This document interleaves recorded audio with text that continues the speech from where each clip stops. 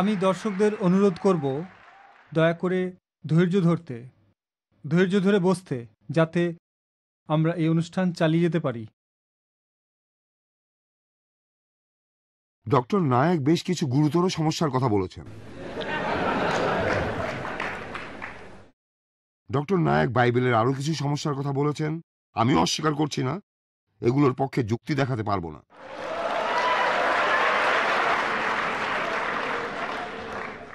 আমরা ভবিষ্যৎবাণী নিয়ে একটা গাণিতিক বিশ্লেষণ করব। এটা হলো থিওরি অফ প্রবাবিলিটি। আমরা এখানে দেখব যে হঠাৎ করে এই ভবিষ্যৎবাণীগুলো ফলে যাওয়ার সম্ভাবনা কতটুকু। ডক্টর ক্যাম্বেল 22টা সমস্যার মাত্র 2টো সমস্যার সমাধান দেওয়ার চেষ্টা করেছেন, মাত্র 2টো। তাহলে মাত্র 2টো সমস্যার সমাধান দিতে পারবেন। 6 দিনে বিশ্বজগৎ সৃষ্টি হয়েছে, আলো এসেছে প্রথম দিনে আর পৃথিবী তৃতীয় দিনে। বাকি 4টা সমস্যার কোনো সমাধান দিতে পারবেন না। ডক্টর উইলিয়াম ক্যাম্বেল ধরে নিয়েছেন দিনগুলো লম্বা সময়, আর 6টা সমস্যার মধ্যে তিনি 2টোর সমাধান করতে পেরেছেন। বাকি 4টা সমস্যা বিশ্বজগতের সৃষ্টি নিয়ে তিনি মেনে নিয়েছেন। খুব ভালো। কিং জেমস ভার্সন অথবা নতুন ইন্টারন্যাশনাল ভার্সন, যেটার কথা ডক্টর ক্যাম্বেলই বললেন, সেখানে আছে মারাত্মক বিষ পান করা, খাওয়া নয়, পান করা।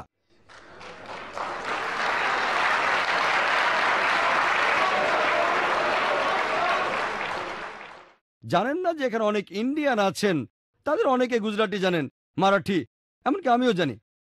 সোচে কি বুঝবেন? ডক্টর ক্যাম্বেল আমার বাকি 20টা পয়েন্টের উত্তর না দিয়ে বলা শুরু করলেন ভবিষ্যৎবাণী সম্পর্কে। এখন ভবিষ্যৎবাণীর সাথে বিজ্ঞান আর বাইবেলের সম্পর্ক কি? তবে এর পাশাপাশি বাইবেলের অনেকগুলো ভবিষ্যৎবাণী সত্যি হয়নি। এমন অনেকগুলোর কথা আমি বলতে পারি। আমি কয়েকটার কথা বললাম। এই থিওরি অফ প্রবাবিলিটি বলে যে বাইবেল ঈশ্বরের কাছ থেকে আসেনি।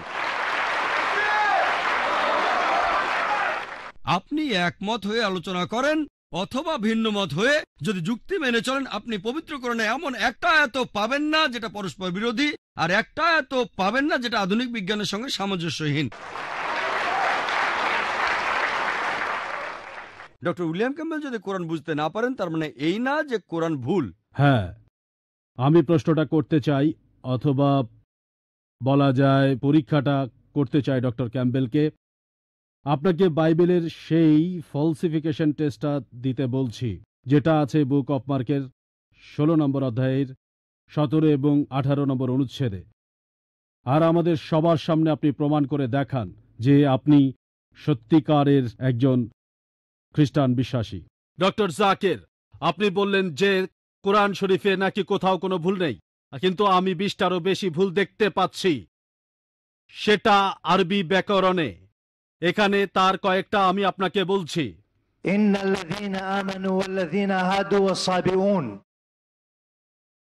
এটা আছে সূরা বাকারায় আর সূরা হাজে। এখানে কোনটা ঠিক, সাবেইন নাকি সাবেউন? এটা 1 নাম্বার। আর 2 নাম্বার হলো কোরআনে আছে। ভাই একবারে একটা প্রশ্ন করেন। হ্যাঁ, কিন্তু এছাড়াও আরো আছে। সূরা তাহার 63 নম্বর আয়াতে আছে ইন্না হাযানি লাসাহিরান। ভুল। ইন্না হাযাইনি লাসাহিরান। এটার কি ব্যাখ্যা দেবেন? আর আপনার হাতের বইটা লিখেছেন আব্দুল ফাদি। আব্দুল ফাদি ঠিক, ইজ দ্য কোরআন ইনফ্যালিয়েবল? আর আমিও দেখতে পাচ্ছি। হ্যাঁ, আলহামদুলিল্লাহ, ভালো দেখতে ভাই।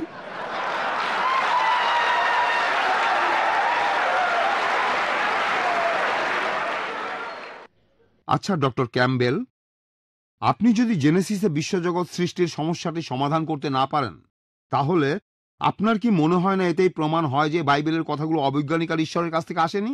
আমি মানছি সমস্যাটি সমাধান করতে পারবো না। মুসলমানদের মতবাদ কোরআন অন্য মতবাদের চেয়ে অনেক উপরে, অর্থাৎ বিজ্ঞান। তাই আমাদের কোরআনকে বিশ্বাস করা উচিত। কোরআনই সবার উপরে। ডক্টর ক্যাম্বেল এখানে ডক্টর নায়েকের সাথে একমত যে বাইবেলে ভুল রয়েছে, এটার কোনো সমাধান নেই।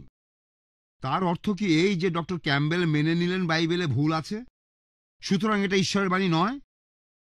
বাইবেলে এমন অনেক কথা আছে যেগুলোর ব্যাখ্যা আমি দিতে পারবো না। এই মুহূর্তে আমার কাছে কোনো ব্যাখ্যা নেই।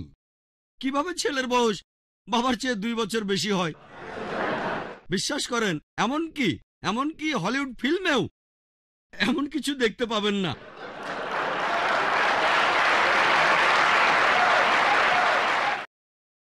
এখন ডক্টর জাকির নায়েকের লেকচারের উত্তরে কথা বলবেন ডক্টর উইলিয়াম ক্যাম্বেল।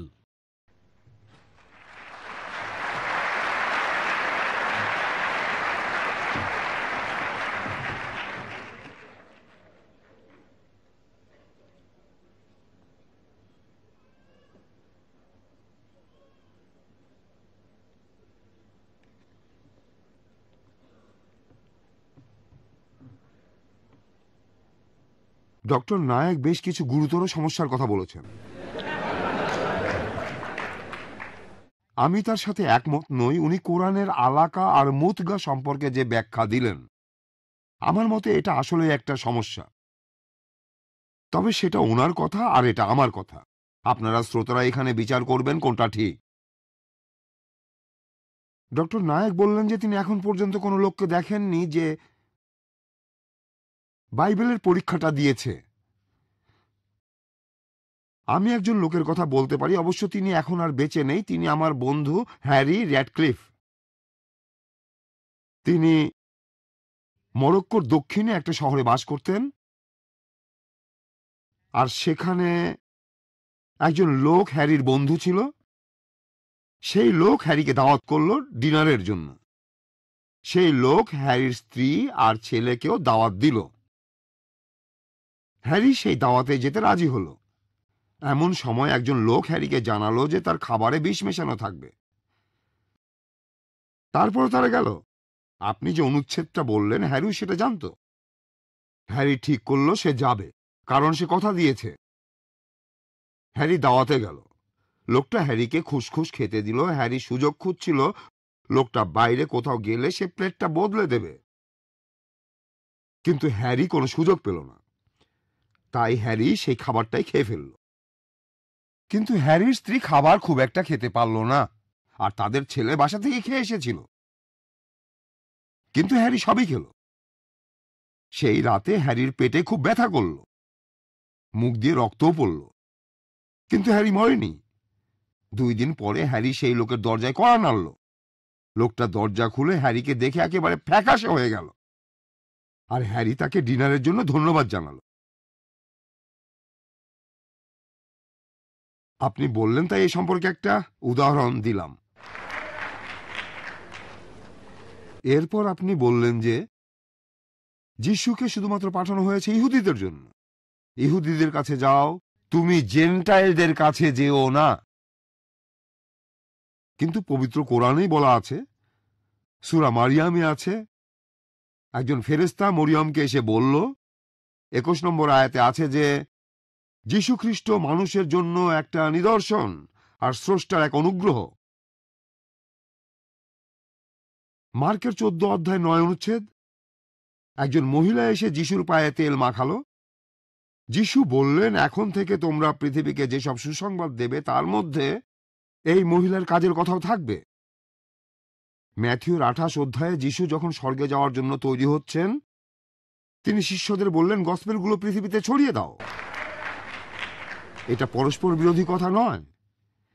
তিনি তার শিষ্যদের বলেছিলেন, ইহুদিদের অনুসরণ করো, কারণ ইহুদিরা অনেক আশীর্বাদ পেয়েছে। একটা গল্প আছে, বাইবেলে আছে। এটাকে গল্প না বলে আসলে বলা উচিত ইতিহাস। যিশু একটা ডুমুর গাছের কাছে আসলেন। গাছটাতে 3 বছর ধরে কোনো ফল হচ্ছিল না। তাই লোকজন যিশুকে প্রশ্ন করল, আমরা কি গাছটা কেটে ফেলব? যিশু তখন উত্তরে বললেন যে না, গাছটাকে আরো 1 বছর পরিচর্যা করে দেখো কোনো ফল দেয় কি না। এসব আসলে রূপক কাহিনী ইসরায়েল সম্পর্কে। ইসরায়েলবাসীকে 3 বছর দীক্ষা দেওয়ার পর যিশু সেখানে আরো বছরখানেক ছিলেন। অন্য আরেকটা রূপকে আছে যে যিশু তার শিষ্যদের বললেন, তোমাদের কাছ থেকে ঈশ্বরের আশীর্বাদ কেড়ে নিয়ে জেন্টাইলদের দেয়া হবে।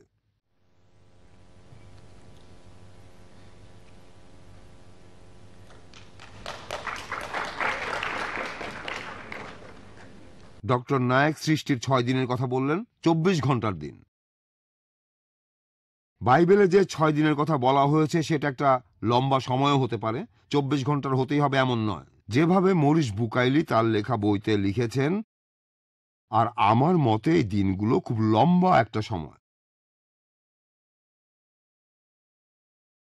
ডক্টর নায়েক বাইবেলের আরো কিছু সমস্যার কথা বলেছেন। আমি অস্বীকার করছি না, এগুলোর পক্ষে যুক্তি দেখাতে পারবো না, তবে এই কথা বলবো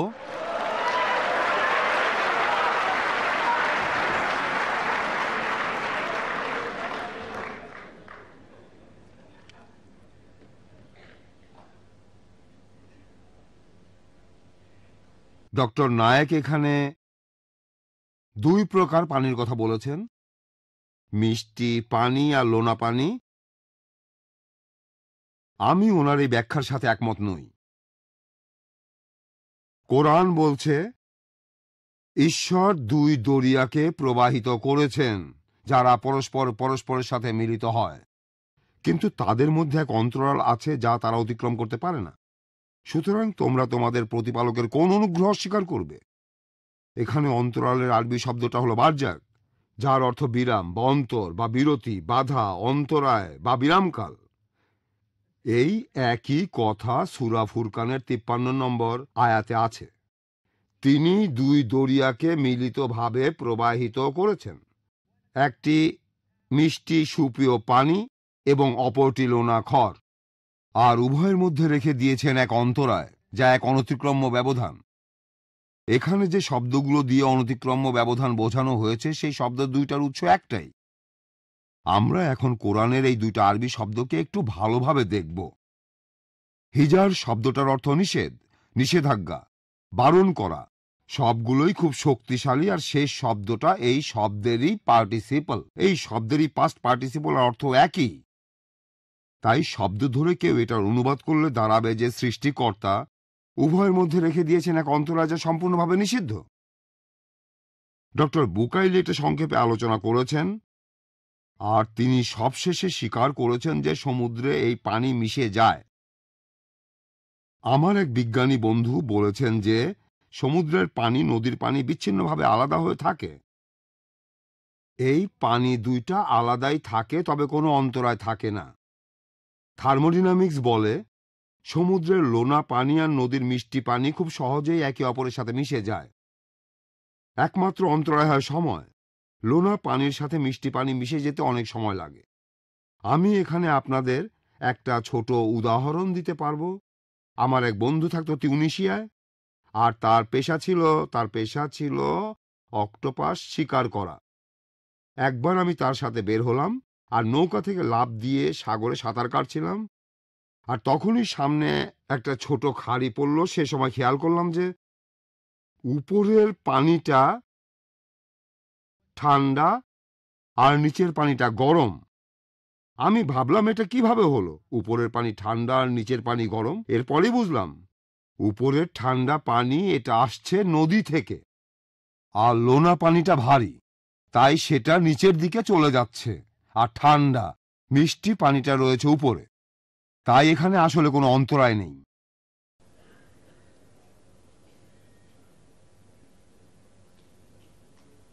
ডক্টর নায়েক ভাষা নিয়ে কথা বললেন, আর অবশ্যই আমি ইন্ডিয়ার কোনো ভাষায় কথা বলতে পারি না।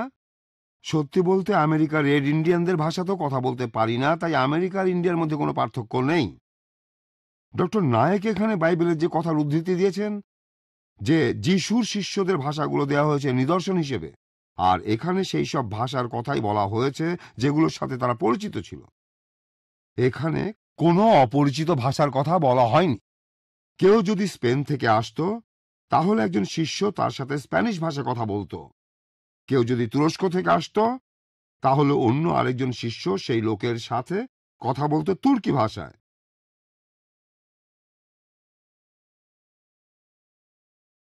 এখন আমি আপনাদের সাথে অন্য আরেকটা বিষয়ে কথা বলবো, আর সেটা হলো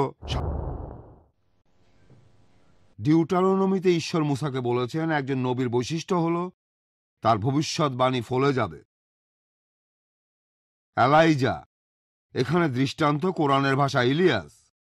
তিনি রাজার কাছে গিয়ে বললেন যে আমি আদেশ না দিলে বৃষ্টি হবে না। তারপর 6 মাস কোনো বৃষ্টি হলো না, 1 বছর বৃষ্টি নেই। একবার তিউনিসিয়ায় 1 বছর বৃষ্টি হয়নি, 2 বছর বৃষ্টি হলো না, 3 বছর গেল, 3.5 বছর গেল। তখন এলাইজা রাজার কাছে গেলেন আর বললেন, আমাদের প্রতিযোগিতা হোক। তারা তখন কার্মেল পাহাড়ে উঠে প্রতিযোগিতায় নামল, আর রাজা হেরে গেল। কোরআনেও আছে, নবী ইলিয়াস রাজার সাথে প্রতিদ্বন্দ্বিতায় জিতে গিয়েছিলেন। তারপর এলাইজা সেখানে হাঁটু গেড়ে বসলেন আর বৃষ্টির জন্য প্রার্থনা করলেন। তারপর বৃষ্টি হলো। এখানে এলাইজা হলেন প্রথম সাক্ষী। তিনি বলেছেন, আমার আদেশ ছাড়া বৃষ্টি হবে না। এখানে তিনিই প্রথম সাক্ষী।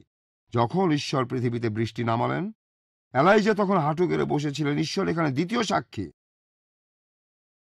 আরেকটা উদাহরণ আছে আইজায়ায়, খ্রিস্টপূর্ব 750 সালে।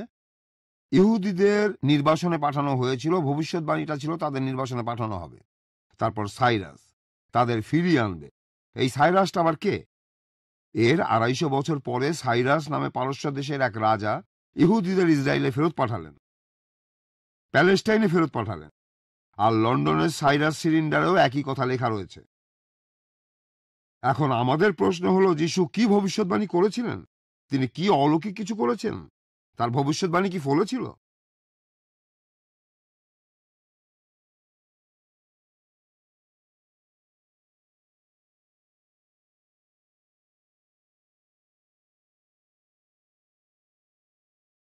আমরা ভবিষ্যৎবাণী নিয়ে একটা গাণিতিক বিশ্লেষণ করব।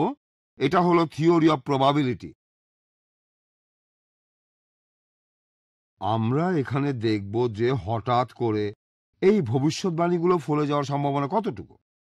একটা উদাহরণ দেই। ধরেন ডক্টর নায়েকের 10টা শার্ট আছে, আর আমি জানি তার একটা লাল শার্টও আছে। আমি বললাম আগামীকাল উনি লাল শার্ট পরবেন। পরের দিন ঠিক তাই হলো। তখন আমি বললাম যে আমি নবী। আমার বন্ধুরা সবাই বলল যে না না, এটা হঠাৎ করে মিলে গেছে। এবার ধরেন ডক্টর স্যামুয়েল নোমানের 2 জোড়া জুতার 1 জোড়া স্যান্ডেল আছে, আর তার পরের দিন আমি বললাম যে ডক্টর নায়েক পরের দিন কোন শার্টটা পরবেন, আরও বললাম যে ডক্টর স্যামুয়েল নোমান স্যান্ডেল পরবেন। আর ডক্টর সাবিল আহমেদ, তার 5টা টুপি আছে, উনি কোন টুপিটা পরবেন সেটাও বললাম। এখন আমার সব কথাগুলোই যে হঠাৎ করে মিলে যাবে সেটার সম্ভাবনা কতটুকু? চলে গেছে। যাই হোক, ঠিক আছে। এখন গুণ করেন 1/10, গুণ 1/5, গুণ 1/3, তাহলে আপনারা পেলেন 1/150। আর এটাই হলো আমার কথাগুলো ফলে যাওয়ার সম্ভাবনা। স্লাইড প্রজেক্টরটা এবার বন্ধ করে দিন প্লিজ। মানে স্ক্রিনটা বন্ধ করেন।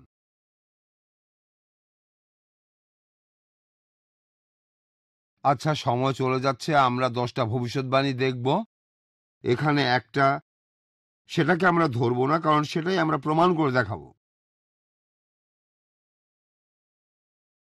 প্রথমটা হলো খ্রিস্টপূর্ব 600 সালে জেরেমিয়ায় ভবিষ্যৎবাণী করা হয়েছিল যে নবী দাউদের বংশধারা থেকেই মসীহ পৃথিবীতে আসবেন। সময় চলে এসেছে। ঈশ্বর বললেন, আর আমি দাউদের বংশধারায় এক মানুষকে পাঠাবো, একজন রাজাকে, যে দক্ষতার সাথে রাজত্ব করবে আর সবসময় ন্যায় বিচার করবে। তাকে বলা হবে প্রভু ইয়াহওয়ে, ন্যায়পরায়ণ রাজা। এটা পূরণ হয়েছে 6 মাস পরে। ঈশ্বরের নির্দেশে জিব্রাইল এলো মরিয়মের কাছে। জিব্রাইল তাকে বলল, ভয় পেও না মরিয়ম, তুমি গর্ভবতী হবে এবং একটি পুত্র সন্তান ধারণ করবে। তাকে তুমি ডাকবে যিশু বলে। সে মহান হবে আর তাকে বলা হবে ঈশ্বরের সন্তান। আর প্রভু ঈশ্বর তাকে তার পূর্বপুরুষ দাউদের সিংহাসন দেবেন, আর তাকে দেবেন সেই রাজত্ব যার শেষ নেই। তারপর জিব্রাইল তাকে বলল, তোমার নিকট পবিত্র আত্মা আসবে আর ঈশ্বরের শক্তি তোমার উপর ছায়া করবে। তাই যে সন্তানের জন্ম হবে তাকে বলা হবে পবিত্র। দাউদ এসেছিলেন একটা ছোট পরিবার থেকে, আর তিনি যখন রাজা হলেন তখন সবার মনে পড়ল যে তিনি রাজার একজন জ্ঞাতি ভাই ছিলেন। তাই আমি ধরে নিচ্ছি যে প্রতি 200 জনে একজন ইহুদি দাউদের বংশধারা থেকে এসেছে।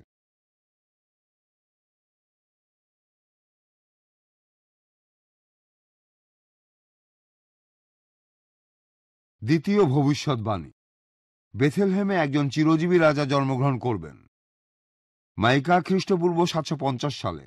কিন্তু তোমরা হে বেথেলহেম এফরাটা, তুমি জিহুদার সবচেয়ে ছোট শহর তোমার পরিবার অনুযায়ী, কিন্তু আমার জন্য ইসরায়েলের শাসক তোমার মধ্য থেকেই বেরিয়ে আসবে, যার উৎপত্তি প্রাচীনকাল থেকে, বহু প্রাচীনকাল থেকে। জোসেফ আর মেরি নাজারেথ শহরে থাকতেন। তখন অগাস্টাস সিজারের একটা আদেশের কারণে জোসেফ মেরিকে তার নিজের শহর বেথলেহেমে নিয়ে গেলেন। পূরণ হয়েছে এভাবে জোসেফ গ্যালিলি ছেড়ে, নাজারেথ শহর ছেড়ে জুদেয়ায় চলে আসলেন, দাউদের শহরে, যাকে বলা হতো বেথলেহেম, কারণ তিনি জন্মগ্রহণ করেছিলেন দাউদের বংশলতিকায়। আর তারা যখন সেখানে পৌঁছল, মেরি প্রথম পুত্র সন্তানের জন্ম দিলেন। এখন বেথলেহেমে জন্মানোর সম্ভাবনা কতটুকু ছিল? মাইকায়ের সময় থেকে তখন পর্যন্ত পৃথিবীতে মানুষ জন্মেছিল প্রায় 200 কোটি, আর বেথলেহেমের লোক সংখ্যা ছিল 7,000। তাই প্রতি 2,80,000-এ একজন বেথলেহেমে জন্মেছিলেন। তৃতীয় ভবিষ্যৎবাণী, মসিহের রাস্তা তৈরি করার জন্য একজন দূত পাঠাবো। এটা আছে মেলাখায় 3 অধ্যায়ের 1 অনুচ্ছেদে, খ্রিস্টপূর্ব 400 সালে। দেখো, আমি আমার বার্তাবাহককে পাঠাচ্ছি, সে আমার আগে আমার জন্য পথ পরিষ্কার করবে।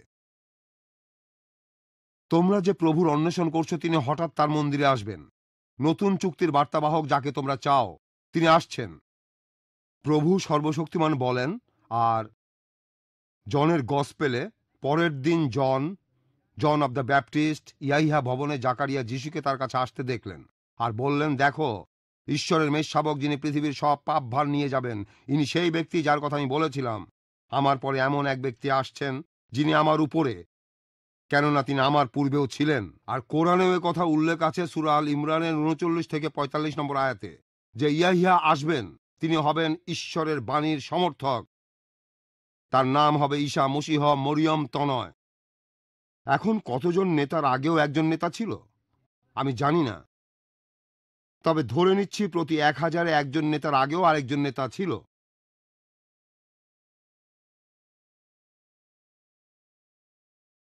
চতুর্থ ভবিষ্যৎবাণী, মসীহ অনেকগুলো অলৌকিক কাজ করে দেখাবেন।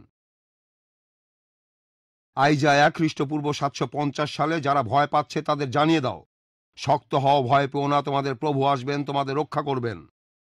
তখন অন্ধ মানুষেরা চোখে দেখতে পাবে, আর বধিররা কানে পুরোপুরি শুনতে পাবে, পঙ্গুরা হরিণের মতো নেচে উঠবে, বোবারা আনন্দে চিৎকার করে উঠবে। পূরণ হয়েছে। গসপেল বলছে, আর কোরআনও বলে, যিশু অলৌকিক অনেক কিছু দেখিয়েছেন। বাইবেলে মাত্র 4 জন নবীর কথা আছে যারা অলৌকিক কাজ করেছেন, মুসা, এলাইজা, এলাইশা, যিশু। আর শুধু যিশুই এই ভবিষ্যৎবাণীর সবগুলো অলৌকিক কাজ করে দেখিয়েছেন। মাঝে মধ্যে তার কাছে যারা এসেছে সবাইকে সুস্থ করেছেন। এখন অনেক মুসলিম বিশ্বাস করেন পৃথিবীতে 1,24,000 নবী এসেছেন। আমরা এই সংখ্যাটাই নেব আর বলবো যে যিশু এই 1,24,000 জনের মধ্যে একজন। পঞ্চম ভবিষ্যৎবাণী, সেটা হলো এইসব নিদর্শন সত্ত্বেও তার ভাইয়েরা তার বিরুদ্ধে যাবে।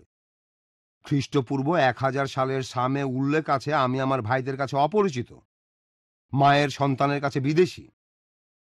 আর গসপেল অব জনে আছে, তার ভাইয়েরা তাকে জুদেয়ায় চলে যেতে বলল, কারণ ভাইয়েরাও তাকে বিশ্বাস করত না। এখন প্রশ্ন হতে পারে, কতজন শাসকের পরিবার তাদের বিপক্ষে চলে যায়? অবশ্য অনেক রাজাকেই সিংহাসনচ্যুত করেছে তার আত্মীয় স্বজনরাই। তাই এখানে সংখ্যাটা বলবো 1/5, অর্থাৎ প্রতি 5 জনের মধ্যে একজন। ষষ্ঠ ভবিষ্যৎবাণী, সিয়নবাসী, তোমরা উল্লাস করো, উল্লাসে ফেটে পড়ো, উল্লাস করো জেরুজালেমবাসী, তোমরা আনন্দে চিৎকার করো, তোমাদের রাজা আসছেন। তিনি সেই ধার্মিক রাজা, সেই বিজয়ী রাজা, তিনি বিনয়ী, এবং তিনি আসবেন খচ্চরের পিঠে চড়ে। আর বুক অব জনে আছে, পরের দিন অনেক লোক খেজুরের পাতা নিয়ে তার সাথে দেখা করতে গেল আর চিৎকার করে বলল, হোসানা, ধন্য তিনি যিনি প্রভুর নামে আসছেন, তিনি ইসরায়েলের রাজা। যিশু একটা খচ্চর পেলেন আর সেটার পিঠে চড়লেন। অবশ্য যিশু যে খচ্চরের পিঠে চড়েছিলেন এটা অলৌকিক কিছু নয়, এটা একটা স্বাভাবিক ব্যাপার। তবে এখানে লোকজন এসে তার নামে প্রশংসা করে বলেছিল এবং গর্ব করে বলেছিল, ধন্য তিনি যিনি প্রভুর নামে আসছেন। কতজন শাসক জেরুজালেমে খচ্চরের পিঠে ঢুকেছেন? কতজন শাসক জেরুজালেমে খচ্চরের পিঠে করে ঢুকেছেন? এখনকার দিনে শাসক আসবেন মার্সিডিজে চড়ে। একজন শাসক, ধরে নিলাম 100 জনে একজন শাসক। সপ্তম ভবিষ্যৎবাণী, মন্দির ধ্বংস হওয়ার কথা যিশু আগেই বলেছিলেন। তিনি নিজেই এই ভবিষ্যৎবাণীটা করেছিলেন। যিশু এই কথাটা বলেছিলেন 30 খ্রিস্টাব্দের কাছাকাছি সময়ে। যিশু যখন মন্দির থেকে বের হচ্ছিলেন তখন তার একজন শিষ্য বললেন, প্রভু দেখেন কি সুন্দর পাথর আর কি সুন্দর দালান। আর যিশু বললেন, তুমি এই দালানগুলো দেখছো? এই দালানের একটা পাথরও টিকে থাকবে না, সবই ধ্বংস হয়ে যাবে। এটা পূরণ হলো প্রায় 40 বছর পরে 70 খ্রিস্টাব্দে রোমান সেনাপতি টিটাস অনেকদিন অবরোধের পর জেরুজালেম দখল করলেন। টিটাস মন্দিরের কোনো ক্ষতি করতে চাননি, কিন্তু ইহুদিরাই সেটাতে আগুন ধরিয়ে দিল। ইহুদিদের পক্ষে বিদ্রোহ করার হেরে যাওয়াটাই স্বাভাবিক ছিল, তাই সম্ভাবনাটা ধরলাম 5 ভাগের 1 ভাগ। অষ্টম ভবিষ্যৎবাণী, মসীহকে ক্রুশবিদ্ধ করা হবে। খ্রিস্টপূর্ব 1000 সালে দাউদ সামে বলেছেন, আমার চারপাশ ঘিরে রয়েছে একদল মন্দ লোক, তারা আমার হাত ও পা বিদ্ধ করে দিয়েছে। তবে দাউদ তাদের হাতে মারা যাননি, তার স্বাভাবিক মৃত্যু হয়েছিল। তার পা আর হাত বিদ্ধ করা ছিল না। আর গসপেল অব লুকে আছে, তারা তখন মাথার খুলি নামে জায়গাটাতে আসলো, সেখানে তাকে আরো 2 জন অপরাধী সহ ক্রুশবিদ্ধ করল, একজন তার ডানে আর একজন তার বামে। এখন প্রশ্ন হলো, কতজনের মধ্যে কতজনকে ক্রুশবিদ্ধ করা হয়েছে? ধরে নিলাম প্রতি 10,000-এ একজনকে। ভবিষ্যৎবাণী 9, তার পোশাক ভাগ করে নেওয়া হবে আর আলখেল্লা নিয়ে লটারি হবে। আবার ওই ভবিষ্যৎবাণী করেছেন দাউদ, তারা আমার পোশাক ভাগ করে নিয়েছে, আমার কাপড়ের জন্য ঘুঁটি চালছে। আর বুক অব জনে 19 অধ্যায়ে উল্লেখ আছে, যিশুকে ক্রুশে দেবার পর সৈন্যরা তার পোশাক নিয়ে 4 ভাগ করে প্রত্যেক সৈন্যকে একটা অংশ দিল। তখনও তার অন্তর্বাসটা বাকি ছিল, সেটা ছিল সেলাই ছাড়া, উপর থেকে নিচে কোথাও সেলাই ছিল না। তারা বলল, এটাকে ছিল না, আমরা ঘুঁটি চেলে দেখি কে এটা পাবে। বলতে পারেন কতজন অপরাধী সেলাই ছাড়া পোশাক পরবে? আপনারা হয়তো অনেক কিছু বলতে পারেন, আমি এখানে ধরছি 100 জনে একজন।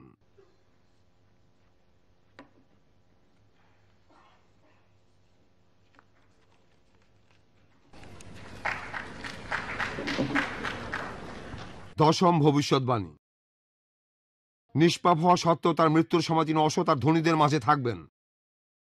আইজায় আছে খ্রিস্টপূর্ব 750 সালে তার মৃত্যু হবে এবং তাকে ধনী ও অসৎ লোকদের সাথে সমাহিত করা হয়েছিল। সে হিংস্রতা করেনি, কেউ প্রতারিত হয়নি, তাকে রীতিভঙ্গের অভিযোগে অভিযুক্ত করা হবে। আর মার্কের 15 নম্বর অধ্যায়ে আছে, তারা 2 জন দস্যুকে তার সাথে ক্রুশবিদ্ধ করেছিল। ম্যাথিউয়ের 27 অধ্যায়ে আছে, সন্ধ্যায় অ্যারিমেথিয়া থেকে এক ধনী এলো, যার নাম যোসেফ, যিশুর একজন শিষ্য। পাইলটের কাছে গিয়ে সে যিশুর মৃতদেহটা চাইল। যোসেফ একটা লিনেন চাদরে তার দেহটা জড়ালেন এবং নতুন সমাধিতে রাখলেন। এখন কতজন সাজাপ্রাপ্ত আসামি নিষ্পাপ ছিলেন? আমি এখানে ধরেছি 10 জন একজন। তারপর কতজন নিষ্পাপ আর কতজন আসামির সমাধি হয় ধনীদের সাথে? আমি এখানে ধরলাম 100 জন একজন। তাহলে এটা হবে 1000 একজন। পরবর্তী ভবিষ্যৎবাণী, তিনি মৃত অবস্থা থেকে আবার জীবিত হবেন। আইজায়ায় আছে, কারণ সে জীবিতদের দেশ থেকে বিচ্ছিন্ন হয়েছিল, আমার লোকদের পাপের জন্য সে শাস্তি পেয়েছিল। সে তার সন্তানদের মুখ দেখবে এবং দীর্ঘদিন বাঁচবে। এখানে ভবিষ্যৎবাণী করা হয়েছে যে তিনি আবার জীবিত হবেন। গসপেল অফ লুকে আছে, যিশু তাদের সবার সামনে আসলেন আর বললেন, তোমাদের শান্তি হোক। তারপর 1 করিন্থিয়ানের 15 নম্বর অধ্যায়ে সেন্ট পল বলেছেন, যিশু প্রথমে পিটারের সামনে আসলেন, তারপর 12 জনের সামনে, তারপর তিনি একই সময়ে 500 জনের বেশি জ্ঞাতি ভাইদের সামনে আসলেন, যাদের অধিকাংশই জীবিত। তারপর জেমসের সামনে, যিশুর সৎ ভাই, তারপর সব শিষ্যদের সামনে। তবে এই ব্যাপারটাকে এখন গুরুত্ব না দিলেই চলবে। এখন আমরা সম্ভাবনাটা হিসাব করব। কতজন মানুষের মধ্যে একজনের ক্ষেত্রে ফলে যাবে? এই সবগুলো অনুমানকে গুণ করলে উত্তরটা পাওয়া যাবে। এই হিসেবটা অনেক বড়, একবার দেখলে 2 গুণ 2 দশমিক 7 গুণ 10 টু দি পাওয়ার 28, 28টা শূন্য। সহজভাবে বললে এটা হবে 1 গুণ 10 টু দি পাওয়ার 28। পৃথিবীতে এই সময়ের মধ্যে যত মানুষ জন্মেছে তাদের সংখ্যা ধরা হয়েছে 8,800 কোটি। আমরা এটাকে বলবো 1 গুণ 10 টু দি পাওয়ার 11। এই সংখ্যা দুটাকে ভাগ করলে যে সংখ্যাটা পাবো সেটা হলো বর্তমান সময়ের মধ্যে এই ভবিষ্যৎবাণীগুলো হঠাৎ করে মিলে যাবে তার সম্ভাবনা। সেটা হলো 1/10⁻17। এই সংখ্যাটা হলো 1-এর পরে 17টা শূন্য। একবার কল্পনা করার চেষ্টা করুন, ধরেন আমেরিকার পুরো টেক্সাস স্টেট ঢেকে দিতে হবে কয়েনের পয়সা দিয়ে। 1 মিটার গভীর, 3 ফুট গভীরে, সেখানে একটা পয়সাতে চিহ্ন দেয়া থাকবে। তারপর আমি বললাম যে যান পুরো টেক্সাস জুড়ে পয়সা ছড়ানো আছে, চিহ্ন দেয়া পয়সাটা নিয়ে আসুন। এখানে ঠিক পয়সাটা আপনি তুলবেন তার সম্ভাবনা কতটুকু? এত কম যে সেটাকে শূন্যই বলা যায়।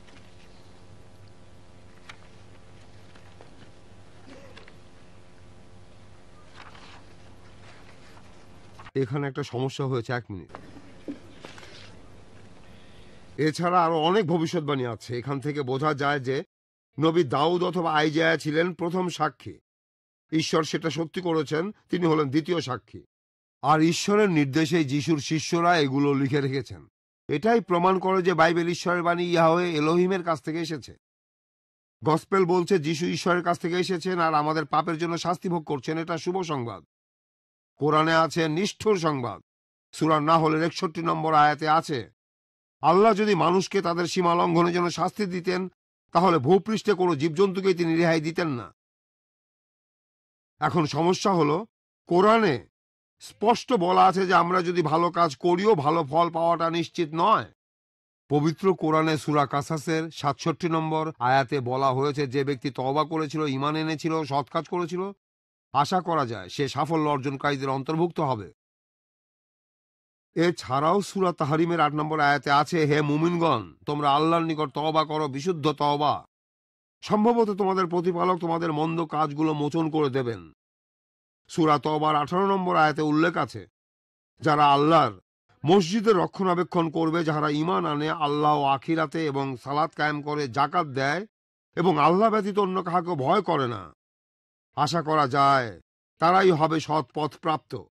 সবশেষে এই কথাটা স্পষ্ট বলা আছে যে আল্লাহকে বিশ্বাস করবে না সে অবশ্যই দোজখে যাবে। কিন্তু যে লোকটি শেষ বিচারের দিনে বিশ্বাস করে নিজের সবকিছু আল্লাহর কাছে সমর্পণ করে, সে খুব বেশি আশা করতে পারে না। এটুকুই আশা করতে পারে যে সে আশীর্বাদ প্রাপ্তদের মধ্যে থাকতেও পারে। এটা নিষ্ঠুর সংবাদ। আর আপনারা দেখুন ডিকশনারিতে আরবি আল আসহান শব্দটার অর্থ দেখবেন যে হতে পারে, করতে পারে, সম্ভবত, হয়তো। আর অক্সফোর্ড ডিকশনারি ইংরেজি থেকে আরবিতে পারহ্যাপস শব্দটার আরবি আসহান। এটা সত্যি হতে পারে, তবে নিষ্ঠুর। আর অন্যদিকে গসপেলে আছে সুসংবাদ। যিশু বলেছেন, আমি তোমাদের সেবা নিতে আসিনি, সেবা করতে এসেছি, তোমাদের পাপের প্রায়শ্চিত্ত করতে এসেছি। আর এছাড়াও সেন্ট পল বলেছেন, তুমি যদি মুখে যিশুকে প্রভু বলে স্বীকার করো এবং বিশ্বাস করো যে ঈশ্বর তাকে মৃত থেকে জীবিত করেছেন, তাহলে তুমি পরিত্রাণ পাবে, নিশ্চিত। এটা খুবই সুন্দর শুভ সংবাদ। ভবিষ্যৎবাণীগুলো সত্যি হয়ে যাওয়াই এটার প্রমাণ। যিশু মৃত থেকে জীবিত হওয়ার পর 500-এরও বেশি মানুষ তাকে দেখেছে। অনেক প্রত্নতাত্ত্বিক আবিষ্কারও বাইবেলের পক্ষে কথা বলছে। আপনাদের বলি, একটা বাইবেল জোগাড় করেন আর গসপেলগুলো পড়ে দেখেন, দেখবেন সেখানে শুধু শুভ সংবাদই আছে। ঈশ্বর সবাইকে দয়া করুন। ধন্যবাদ।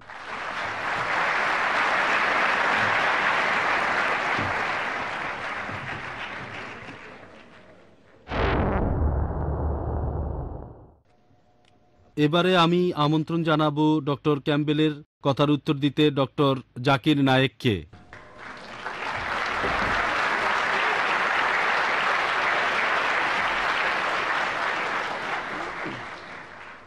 अल्हम्दुलिल्लाह वस्सलातु वस्सलाम अला रसूलिल्लाह व अला आलिहि वसहबी अजमईन अम्मा बाद अऊज़ु बिल्लाहि मिनश शैतानिर रजीम बिस्मिल्लाहिर रहमानिर रहीम अफला यतदब्बरून कुरान वलौ काना मिन इंदी गैरिल्लाह लवजदू फी इख्तिलाफन कसीरा बिस्मिल्लाहिर रहमानिर रहीम रब्बि इश्रह ली सदरी व यस्सिर ली अमरी वहलुल उक़दतम मिन लिसानी यफ़क़हू कौली। শ্রদ্ধেয় ডক্টর উইলিয়াম ক্যাম্বেল, উপস্থিত অতিথিবৃন্দ, আমার শ্রদ্ধেয় গুরুজনেরা এবং আমার প্রিয় ভাই ও বোনেরা, আমি আবারও আপনাদের সবাইকে ইসলামিক সম্ভাষণ জানাচ্ছি। আসসালামু আলাইকুম ওয়া রাহমাতুল্লাহি ওয়া বারাকাতুহু। আপনাদের সবার উপর আল্লাহর দয়া, শান্তি এবং রহমত বর্ষিত হোক। ডক্টর উইলিয়াম ক্যাম্বেল 22টা সমস্যার মাত্র দুটো সমস্যার সমাধান দেওয়ার চেষ্টা করেছেন, মাত্র দুটো।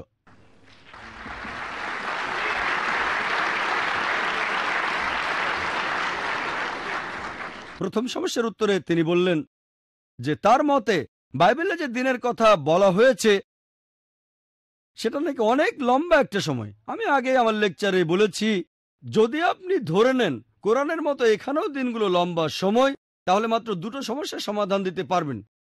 6 দিনে বিশ্বজগৎ সৃষ্টি হয়েছে, আলো এসেছে প্রথম দিনে আর পৃথিবী তৃতীয় দিনে। বাকি 4টা সমস্যার কোনো সমাধান দিতে পারবেন না। ডক্টর উইলিয়াম ক্যাম্বেল ধরে নিয়েছেন দিনগুলো লম্বা সময়, আর 6টা সমস্যার মধ্যে তিনি দুটোর সমাধান করতে পেরেছেন। বাকি 4টা সমস্যা বিশ্বজগতের সৃষ্টি নিয়ে তিনি মেনে নিয়েছেন। খুব ভালো। বললেন এগুলোর উত্তর দেওয়া কঠিন।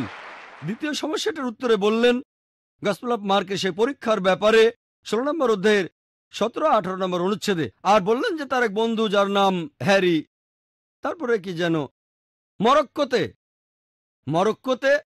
তিনি খেলেন খুসখুস।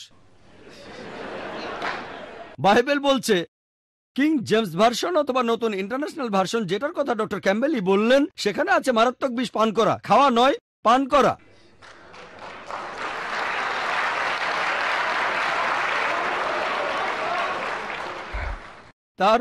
তারপরও কোনো সমস্যা নেই যদি কেউ মারাত্মক বিষ খেয়ে থাকে, সমস্যা নেই। কিন্তু চিন্তা করুন, মরক্কোতে একজন লোক, আমি জানি পৃথিবীতে 200 কোটি খ্রিস্টান আছে, কেউ পরীক্ষা দিতে আসেনি, 200 কোটি খ্রিস্টানের একজনও না। আর আমি ভেবেছিলাম ডক্টর ক্যাম্বেল সত্যিকার খ্রিস্টান বিশ্বাসী, বলেছিলাম তাকে পরীক্ষায় পাশ করার জন্য, তার বন্ধুকে না, যিনি এখন বেঁচে নেই।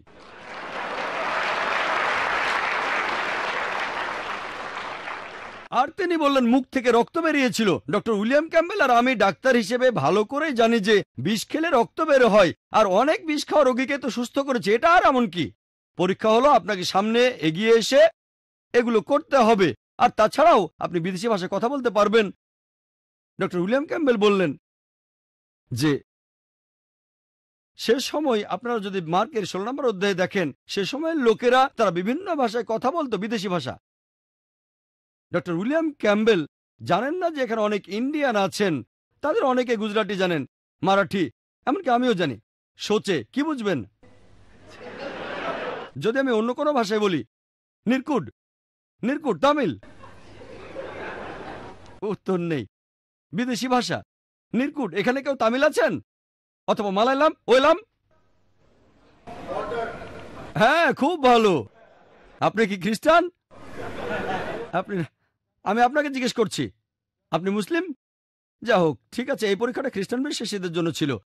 এখানে অনেকেই বিদেশি ভাষায় কথা বলতে জানেন। এখানে আপনাকে তাদের সাথে কথা বলতে হবে, যেমন আপনার নাম কি, কেমন আছেন, অথবা আরবিতে কাইফা হালুকা, আপনি কেমন আছেন। নতুন ভাষা যেটা আপনি জানেন না। এভাবে আমাকে প্রমাণ দেন। এখন পর্যন্ত একজন খ্রিস্টানকেও পাইনি যে আমার সামনে এটা পাশ করেছে, একজনও না। আমার সাথে হাজারো খ্রিস্টানে দেখা হয়েছে, আর এখন হলো 1001 ডক্টর ক্যাম্বেলের সঙ্গে দেখা হওয়ার পর। মাত্র দুটো সমস্যার উত্তর দিয়েছেন। ডক্টর ক্যাম্বেল আমার বাকি 20টা পয়েন্টের উত্তর না দিয়ে বলা শুরু করলেন ভবিষ্যৎবাণী সম্পর্কে। এখন ভবিষ্যৎবাণীর সাথে বিজ্ঞান আর বাইবেলের সম্পর্ক কি? ভবিষ্যৎবাণী যদি পরীক্ষা হয়, তাহলে নস্ট্রাডামাসের বই সবচেয়ে সেরা বই। নস্ট্রাডামাসের বইকে সেরা ধর্মগ্রন্থ বলা হতো, কিন্তু তা হয়নি। তিনি বলেন থিওরি অফ প্রবাবিলিটির কথা। থিওরি অফ প্রবাবিলিটি বলতে কি বোঝানো হয়, সেটা দিয়ে কিভাবে বিজ্ঞানের মাধ্যমে কোরআনকে পরীক্ষা করবেন, সেটা জানতে ভিডিও ক্যাসেট দেখুন, is the Quran God's word. আপনারা বাইরে কিনতে পারবেন। আমি পরিষ্কারভাবে দেখিয়েছি কিভাবে প্রবাবিলিটি থিওরি প্রয়োগ করবেন। ডক্টর ক্যাম্বেল ভবিষ্যৎবাণীর হিসেব করে দেখালেন। আমি আপনাদের দেখাতে পারি যে ওনার হিসেবটা ভুল, সেটা করতে চাই না। আমি তর্কের খাতিরে মেনে নিলাম যে তিনি ঠিক, একমত হয়ে আলোচনা করছি। উনি যে হিসেবটা দেখিয়েছেন সেটা ঠিক আছে, তর্কের খাতিরে মানলাম। তবে এর পাশাপাশি বাইবেলের অনেকগুলো ভবিষ্যৎবাণী সত্যি হয়নি।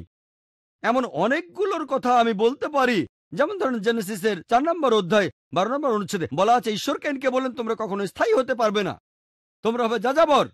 এরপর জেনেসিসের 4 নম্বর অধ্যায় 17 নম্বর অনুচ্ছেদে আছে কেইন একটা শহর বানালো। ভুল ভবিষ্যৎবাণী। বুক অফ জেরেমিয়া 36 নম্বর অধ্যায় 30 নম্বর অনুচ্ছেদে আছে যে জোয়াকিম অর্থাৎ জোয়াচিনের বাবা অন্য কেউ তার সিংহাসনে বসতে পারবে না। দাউদের সিংহাসনে জোয়াকিমের পর কেউ বসতে পারবে না। 2 কিংসের 24 নম্বর অধ্যায় 6 নম্বর অনুচ্ছেদ বলছে যে জোয়াকিম মারা যাওয়ার পর জোহাচিন সিংহাসনে বসেন। ভুল ভবিষ্যৎবাণী মাত্র একটা দিয়ে প্রমাণ করা যায় এটা ঈশ্বরের বাণী নয়। আমি অনেকগুলোর কথা বলতে পারি। বুক অব ইজেকিয়েল 26 নম্বর অধ্যায়ে আছে নেবুসাদনেজার টায়ার শহরটা ধ্বংস করবেন, কিন্তু আমরা জানি আলেকজান্ডার দ্য গ্রেট টায়ার শহরটা ধ্বংস করেন। ভুল ভবিষ্যৎবাণী। আইজায়ার 7 নম্বর অধ্যায় 14 নম্বর অনুচ্ছেদ একজনের জন্ম নিয়ে ভবিষ্যৎবাণী আছে। কুমারীর গর্ভে তার জন্ম হবে, তাকে বলা হবে ইমানুয়েল। খ্রিস্টানরা বলে এখানে নাকি যীশু খ্রিস্টের কথা বলা হয়েছে। কুমারীর গর্ভে জন্ম হবে, এখানে হিব্রু শব্দটা আমলা, এর অর্থ কুমারী না, যুবতী নারী। কুমারী শব্দটা হিব্রু ভাষায় হবে বেথুলা, এখানে সেটা নেই। তারপরে মেনে নিলাম, একমত হয়ে আলোচনা করছি, মেনে নিলাম কুমারী। কুমারী সমস্যা নেই, এখানে আছে তাকে বলা হবে ইমানুয়েল। বাইবেলের কোন জায়গায় যীশু খ্রিস্টকে ইমানুয়েল বলে কখনো ডাকা হয়নি। ভবিষ্যৎবাণী ভুল। আমি এখানে অনেকগুলো ভুল ভবিষ্যৎবাণীর কথা বলতে পারি, একটা দিয়ে প্রমাণ করা যায় যে বাইবেলে ভুল আছে। আমি কয়েকটার কথা বললাম। এই থিওরি অফ প্রবাবিলিটি বলে যে বাইবেল ঈশ্বরের কাছ থেকে আসেনি।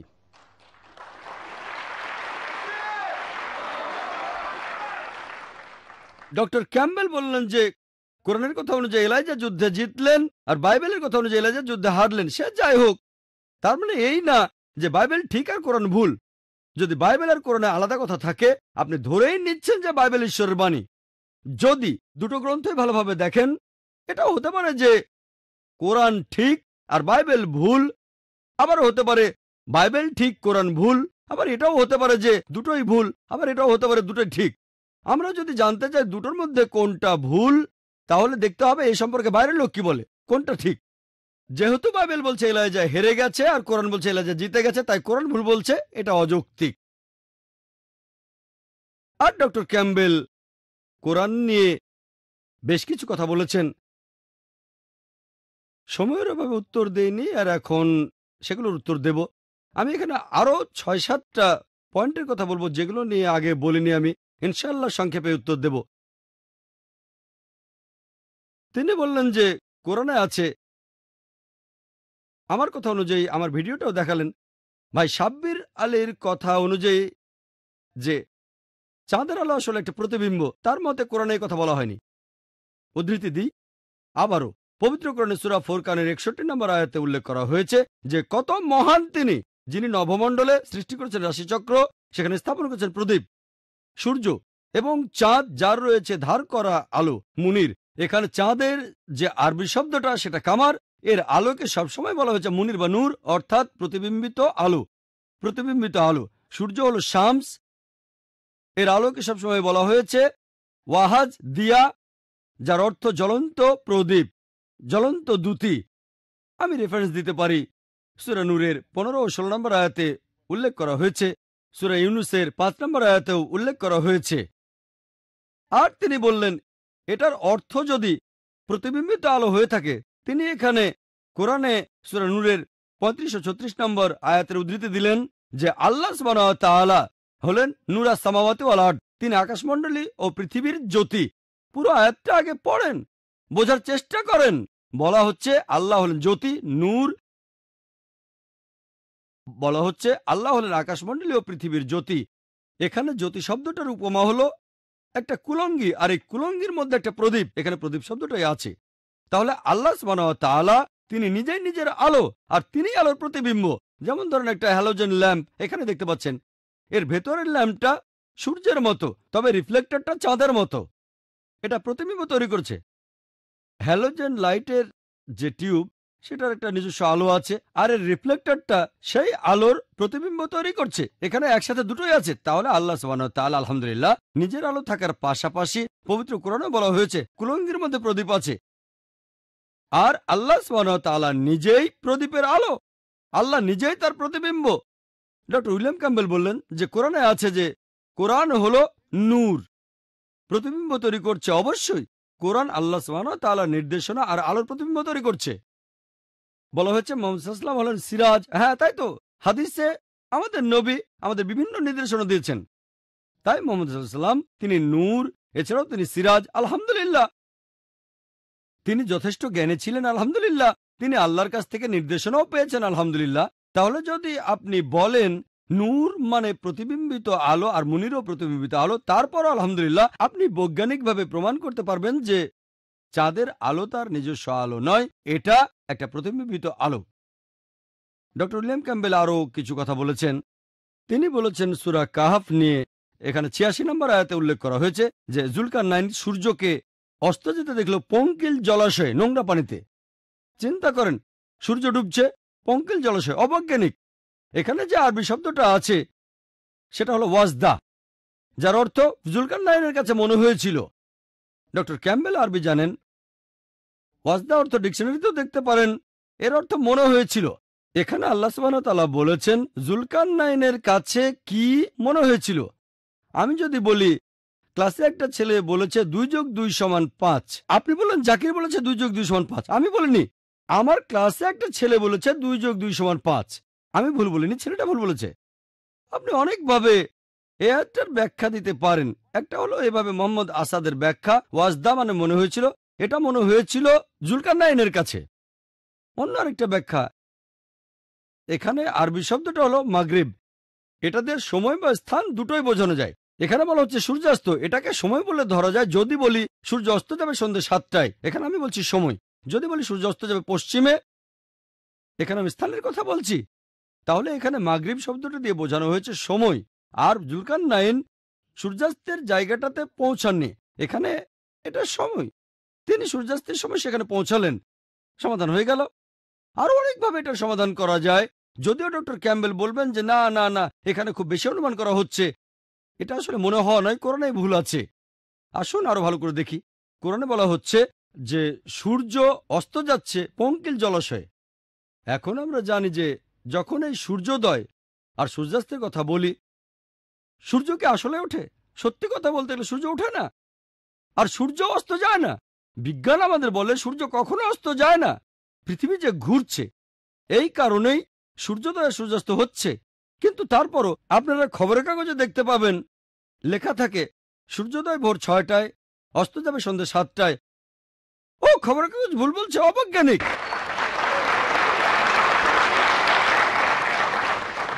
আমি যদি বলি ডিজাস্টার, একটা ডিজাস্টার হয়েছে। ডিজাস্টার মানে কোনো একটা দুর্ঘটনা বা বিপর্যয়। ডিজাস্টারের শাব্দিক অর্থ হচ্ছে মানে শয়তান নক্ষত্র। কিন্তু আমি ডিজাস্টার বললে সবাই বুঝবে একটা বিপর্যয়ের কথা বলছি, শয়তান নক্ষত্র বোঝা।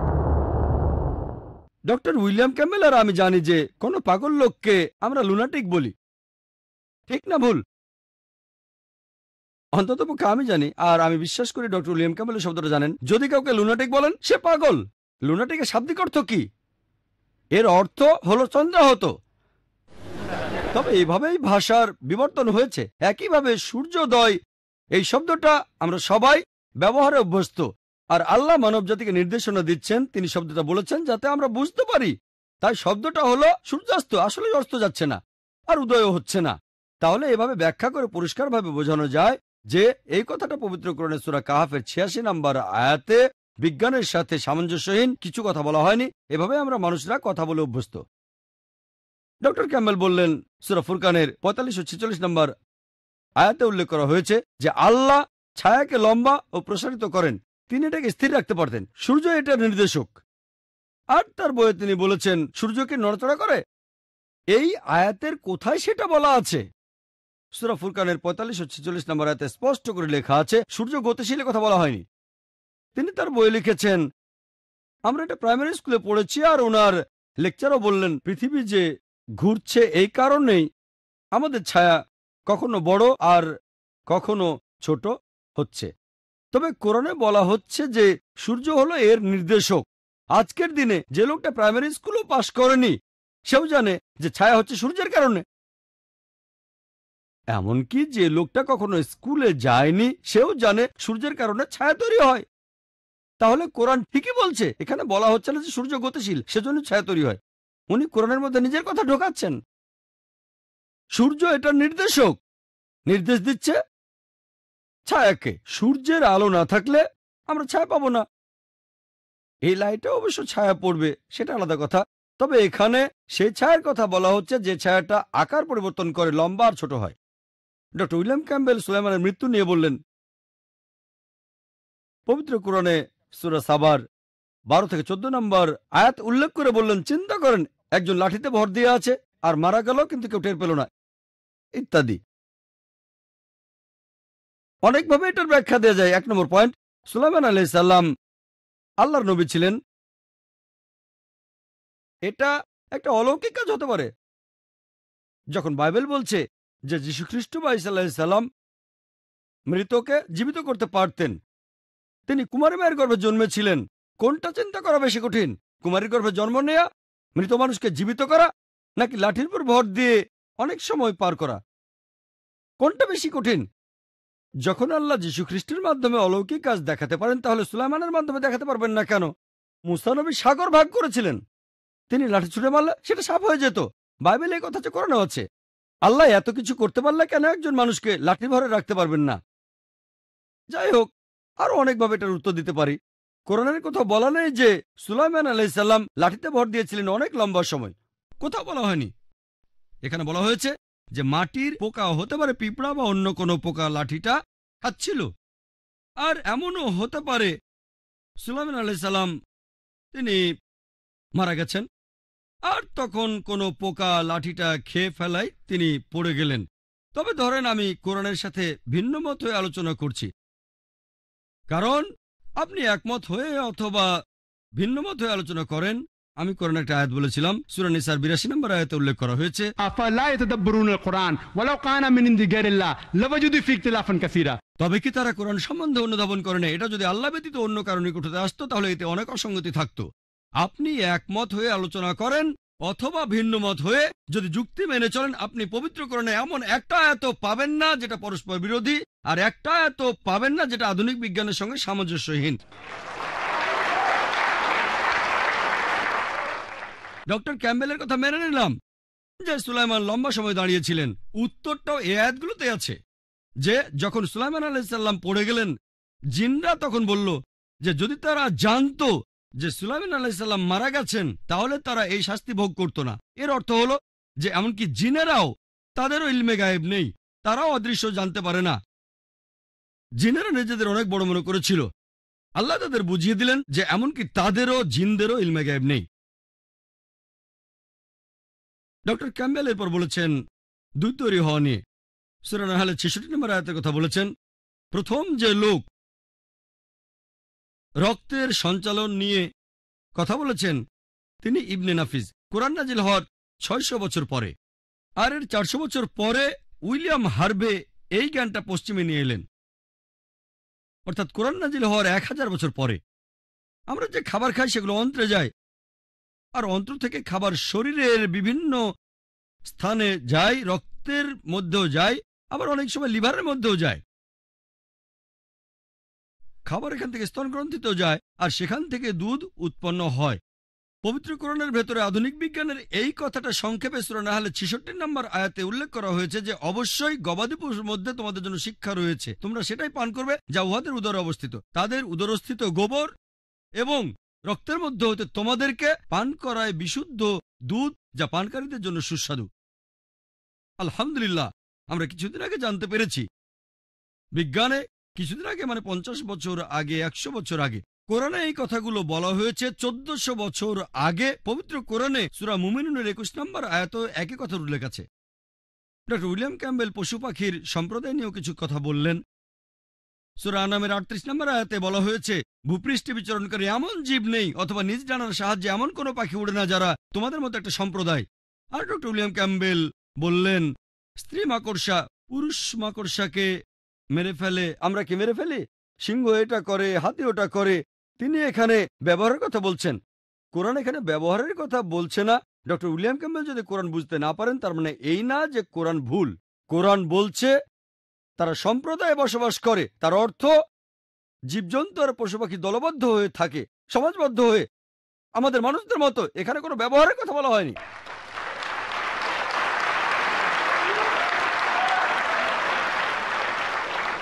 আর আজকের বিজ্ঞান বলে যে সব ধরনের পশু পাখি এছাড়াও পুরো পৃথিবীর সব জীব সম্প্রদায়ভুক্ত হয়ে বাস করে, মানুষের মতোই তারা দলবদ্ধ হয়ে বাস করে। আমার হাতে প্রজনন তত্ত্বের সবকিছু নিয়ে কথা বলার মতো সময় ছিল না। এবারে ডক্টর ক্যাম্বেলের অন্য সবগুলো পয়েন্টের উত্তর দিয়েছি, প্রজনন তত্ত্ব নিয়ে আরো বিস্তারিত বলবো। ডক্টর ক্যাম্বেল প্রজনন তত্ত্ব নিয়ে যা বলেছেন সে সম্পর্কে কিছুটা বলেছি। তিনি বললেন ভ্রূণ গঠনের স্টেজগুলো বলে গেছেন হিপোক্রেটাস আর গ্যালেন। তিনি অনেকগুলো স্লাইডও দেখিয়েছেন। এখানে কথা হলো, যদি কেউ কোনো কথা বলে যেটার সাথে কোরআনের মিল আছে, তার মানে এই না যে কোরআন সেখান থেকে নকল করা হয়েছে। ধরেন আমি একটা কথা বললাম, সেটা সঠিক, আর আগে একজন কথাটা বলেছে, তার মানে এই না যে আমি নকল করেছি। এটা হতে পারে, আবার নাও হতে পারে। কোরআনের সাথে ভিন্নমত হয়ে আলোচনা করলে হ্যাঁ নকল করা হয়েছে, ঠিক আছে, ভালো। তবে ভালো করে দেখেন, কোরআন হিপোক্রেটাসের সেই কথাগুলো নেয়নি যেগুলো ভুল। আপনি যদি নকল করেন তাহলে সবগুলো নকল করবেন, এটাই স্বাভাবিক। যদি না তিনি বিজ্ঞানী হন, আচ্ছা ঠিক আছে ও কথা, ও এটা ভুল, এটা নকল করব না, এটা ঠিক আছে নকল করি। হিপোক্রেটাস আর গ্যালেনের স্টেজগুলো পুরোপুরি কোরআনের সাথে মেলে না। হিপোক্রেটাস আর গ্যালেন জোকের মতো কোনো জিনিসের কথা বলেননি, তারা মুদ্গা নিয়ে কোনো কথাই বলেননি, একটা কথা বলেননি। হিপোক্রেটাস আর গ্যালেন সে সময় বলেছিলেন যে এমনকি নারীদের শুক্র নির্গত হয়। আর কে বলেছে? বাইবেল এই কথা বলেছে। আপনারা বাইবেল পড়লে দেখবেন বুক অব লেভিটিকাস 12 নম্বর অধ্যায়ের 1 ও 2 অনুচ্ছেদে আছে যে নারীদের শুক্র নির্গত হয়। তাই আসলে বাইবেল হিপোক্রেটাস থেকে নকল। এছাড়া বুক অব জবে আছে 10 নম্বর অধ্যায় 9 নম্বর ও 10 নম্বর অনুচ্ছেদ বলছে, আমি মানুষকে সৃষ্টি করেছি কাদা থেকে, যেমন দুধ ঢেলে দিয়ে পনির বের করে আনি। দুধ ঢেলে পনির বের করে আনা, আর এই কথাটা নকল করা হয়েছে হিপোক্রেটাস থেকে। কেন নকল করা? কারণ ঈশ্বর নিশ্চয়ই কথা বলেননি, এ কথাটা অবৈজ্ঞানিক। এটা বলেছেন হিপোক্রেটাস আর গ্যালেন। গ্রিকরা বলতো যে মানুষ তৈরি হয়েছে পনিরের মতো করে, আর বাইবেলে কোথায় নকল করেছে। তবে কোরআন আলহামদুলিল্লাহ, যদি প্রজনন তত্ত্বের বইগুলো ভালোভাবে পড়েন, ডক্টর কিথ মুর তিনিও বলেছেন হিপোক্রেটাস আর গ্যালেনের মতো আরো অনেকে প্রজনন তত্ত্বের ব্যাপারে অনেক অবদান রেখেছেন প্রথম দিকে, এমনকি অ্যারিস্টটলও রেখেছেন। অনেকে ঠিক বলেছেন, অনেকে ভুল বলেছেন। তারপর ডক্টর মুর আরো বলেছেন এরপর মধ্যযুগে অথবা যখন আরবরা সবচেয়ে উন্নত ছিল, কোরআন তখনও অতিরিক্ত কিছু কথা বলেছে। যদি কোরআন পুরোটাই নকল হয়ে থাকে তাহলে ডক্টর কিথ মুর তার বইয়ে কোরআনের প্রশংসা করবেন? তিনি এখানে আরো প্রশংসা করেছেন অ্যারিস্টটল আর হিপোক্রেটাসকে, তবে এই কথা বলেছেন তাদের ভুল ছিল, কিন্তু কোরআনের কোনো ভুলের কথা তিনি বলেননি। এ থেকে প্রমাণিত হয় যে কোরআন গ্রিকদের কথা নকল করেনি। চাঁদের আলো সম্পর্কে বলি, এ কথাটাও নাকি গ্রিকদের থেকে নকল করা। আরো বলবেন পৃথিবী যে গোলাকার সেটাও গ্রিকদের থেকে নকল করা। আমি জানি যে পিথাগোরাস গ্রিক দার্শনিক খ্রিস্টপূর্ব 600 সালের দিকে তিনি ভাবতেন যে পৃথিবী প্রদক্ষিণ করছে। তারা ভাবতো চাঁদের আলোটা আসলে প্রতিবিম্ব। যদি নবী মোহাম্মদ নাউজুবিল্লাহ নকল করতেন তাহলে সব নকল করেননি কেন? তারা ভাবতো সূর্য স্থির থাকে, তারা ভাবতো সূর্যই বিশ্বজগতের কেন্দ্র। তাহলে মোহাম্মদ কেন ঠিক জিনিসটা নকল করলেন আর ভুল জিনিসটা ফেলে দিলেন? এটাই প্রমাণিত হয় যে মোহাম্মদ সাল্লাল্লাহু আলাইহি সাল্লাম নকল করেননি। ডক্টর ক্যাম্বেল একটা লিস্ট দিয়েছেন যে প্রথমে গ্রিক থেকে সিরিয়াক, সিরিয়াক থেকে আরবি, সে এক বিশাল গবেষণা। কোরআনের মাত্র একটা আয়াত দিয়ে প্রমাণ করা যায়। পবিত্র কোরআনে সূরা আনকাবুতের 48 নম্বর আয়াতে উল্লেখ করা হয়েছে যে তুমি তো এর আগে কোনো কিতাব পাঠ করনি এবং তোমার নিজের হাতে কোনো কিতাবও লেখনি। আর যদি এরকম হতো তাহলে মিথ্যাচারীরা সন্দেহ পোষণ করত নবী মুহাম্মদ ছিলেন উম্মি, তিনি ছিলেন নিরক্ষর। ইতিহাসের এই সত্যটা দিয়ে প্রমাণ করা যায় যে তিনি কোনো জায়গা থেকে চুরি করেননি। যথেষ্ট। চিন্তা করেন, যে বিজ্ঞানী খুবই শিক্ষিত তিনিও এই কাজ করতে পারেন না, কিন্তু সর্বশক্তিমান আল্লাহ তার শেষ নবীকে বানিয়েছেন একজন উম্মি, যাতে করে মিথ্যাচারীরা সন্দেহ না করে। যারা ইসলামের বিরুদ্ধে বই লেখে তারা মুখ খুলতে পারে না, নবীজি উম্মি ছিলেন। আর বাইবেল সম্পর্কে আমি আরো কিছু কথা বলতে পারি। কোরআনের বিরুদ্ধে ওনার সব অভিযোগের উত্তর আমি দিয়েছি, আলহামদুলিল্লাহ একটা পয়েন্টও তিনি প্রমাণ করতে পারেননি। কোরআন বিজ্ঞানের বিরুদ্ধে যায় আর আমার দুটোর উত্তর দিয়েছেন, সমাধান হয়নি। তাই 22টা সমস্যাই এখনো আছে বাকি, যে বাইবেল আধুনিক বিজ্ঞানের সাথে সামঞ্জস্যপূর্ণ নয়। 23 নম্বর পয়েন্ট, প্রাণীবিজ্ঞানের ক্ষেত্রে এটার উল্লেখ আছে লেভিটিকাসের 11 নম্বর অধ্যায়ের 6 নম্বর অনুচ্ছেদে যে খরগোশ গরুর মতো জাবর কাটে। আগেকার দিনে মানুষ এমনটাই জানতো, এখন আমরা জানি যে খরগোশ জাবর কাটে না, আর খরগোশের পাকস্থলীতেও কোনো প্রকোষ্ঠ নেই। এছাড়াও আছে প্রভার্বের 6 নম্বর অধ্যায়ের 7 নম্বর অনুচ্ছেদে যে পিঁপড়াদের কোনো শাসক নেই, কর্তা নেই, প্রধান নেই। এখন আমরা জানি যে পিঁপড়া একটা বুদ্ধিমান কীট, তারা ভাগাভাগি করে তাদের কাজ করে। তাদের সমাজে আছে প্রধান, আছে ফোরম্যান, আছে শ্রমিক। এমনকি একজন রানীও আছে, একজন শাসকও আছে। তাই বাইবেল এখানে অবৈজ্ঞানিক। এছাড়াও উল্লেখ আছে জেনেসিসের 3 নম্বর অধ্যায়ের 14 নম্বর অনুচ্ছেদে, আইজার 60 নম্বর অধ্যায়ের 25 নম্বর অনুচ্ছেদে যে সাপ ধুলো খায়। প্রাণীবিদ্যার কোনো বই বলে না যে সাপ ধুলো খায়। বুক অফ লেভিটিকাসের 11 অধ্যায়ের 20 অনুচ্ছেদে আছে, যেসব প্রাণীকে তোমরা ঘৃণা করবে, 4 পায়ের পাখি, এদেরকে ঘৃণা করতে হবে। কিছু বিশেষজ্ঞ বলেন হিব্রু উপশব্দের সঠিক অনুবাদ পাখি নয়, কিং জেমস ভার্সনে এটা কীটপতঙ্গ যারা উড়তে পারে, আর নতুন ইন্টারন্যাশনাল ভার্সনে যে প্রাণীটা উড়তে পারে। তবে এখানে বলা আছে সেই সব কীটপতঙ্গ যাদের 4টি পা আছে তাদের তোমরা ঘৃণা করো, এদেরকে পরিহার করো। আমি ডক্টর উইলিয়াম ক্যাম্বেলকে প্রশ্ন করব, কোন কীটের 4টা পা? এমনকি যে ছেলেটা প্রাইমারি স্কুল পাশ করেছে সেও জানে কীটপতঙ্গের 6টা পা। পৃথিবীতে এমন কোনো পাখি নেই, এমন কোনো উড়ন্ত প্রাণী নেই, এমন কোনো প্রাণী নেই যার 4টা পা আছে। এছাড়াও বাইবেলে কাল্পনিক কিছু প্রাণীর কথা, রূপকথার কিছু প্রাণীর কথা উল্লেখ আছে যেন বাস্তবে সেগুলো আছে। যেমন ধরেন ইউনিকর্ন, এটার উল্লেখ আছে বুক অব আইজায় 34 নম্বর অধ্যায়ের 7 নম্বর অনুচ্ছেদে। ইউনিকর্নের কথা বলা হয়েছে যেন সেগুলো আসলেই আছে। ডিকশনারিতে দেখবেন ইউনিকর্ন হলো সেই প্রাণী যার ঘোড়ার মতো শরীর আর মাথায় একটা শিং। এমন কোনো প্রাণী বাস্তবে নেই। আমার সময় প্রায় শেষ। আমার কথায় যদি খ্রিস্টান ভাই বোনদেরকে আহত হয়ে থাকেন সেজন্য ক্ষমা চাচ্ছি। আমার উদ্দেশ্য সেটা ছিল না। আমি শুধু ডক্টর উইলিয়াম ক্যাম্বেলের বইটার উত্তর দিতে চেয়েছিলাম যে কোরআন আধুনিক বিজ্ঞানের সাথে সামঞ্জস্যপূর্ণ, আর বাইবেল মেনে নিচ্ছে এখানে কিছু অংশ ঈশ্বরের কথা, পুরোপুরি ঈশ্বরের কথা নয়। এটা আসমানি কিতাব নয়। লেকচার শেষ করার আগে আমি পবিত্র কোরআনের সূরা ইসরার 81 নম্বর আয়াতের উদ্ধৃতি দিচ্ছি।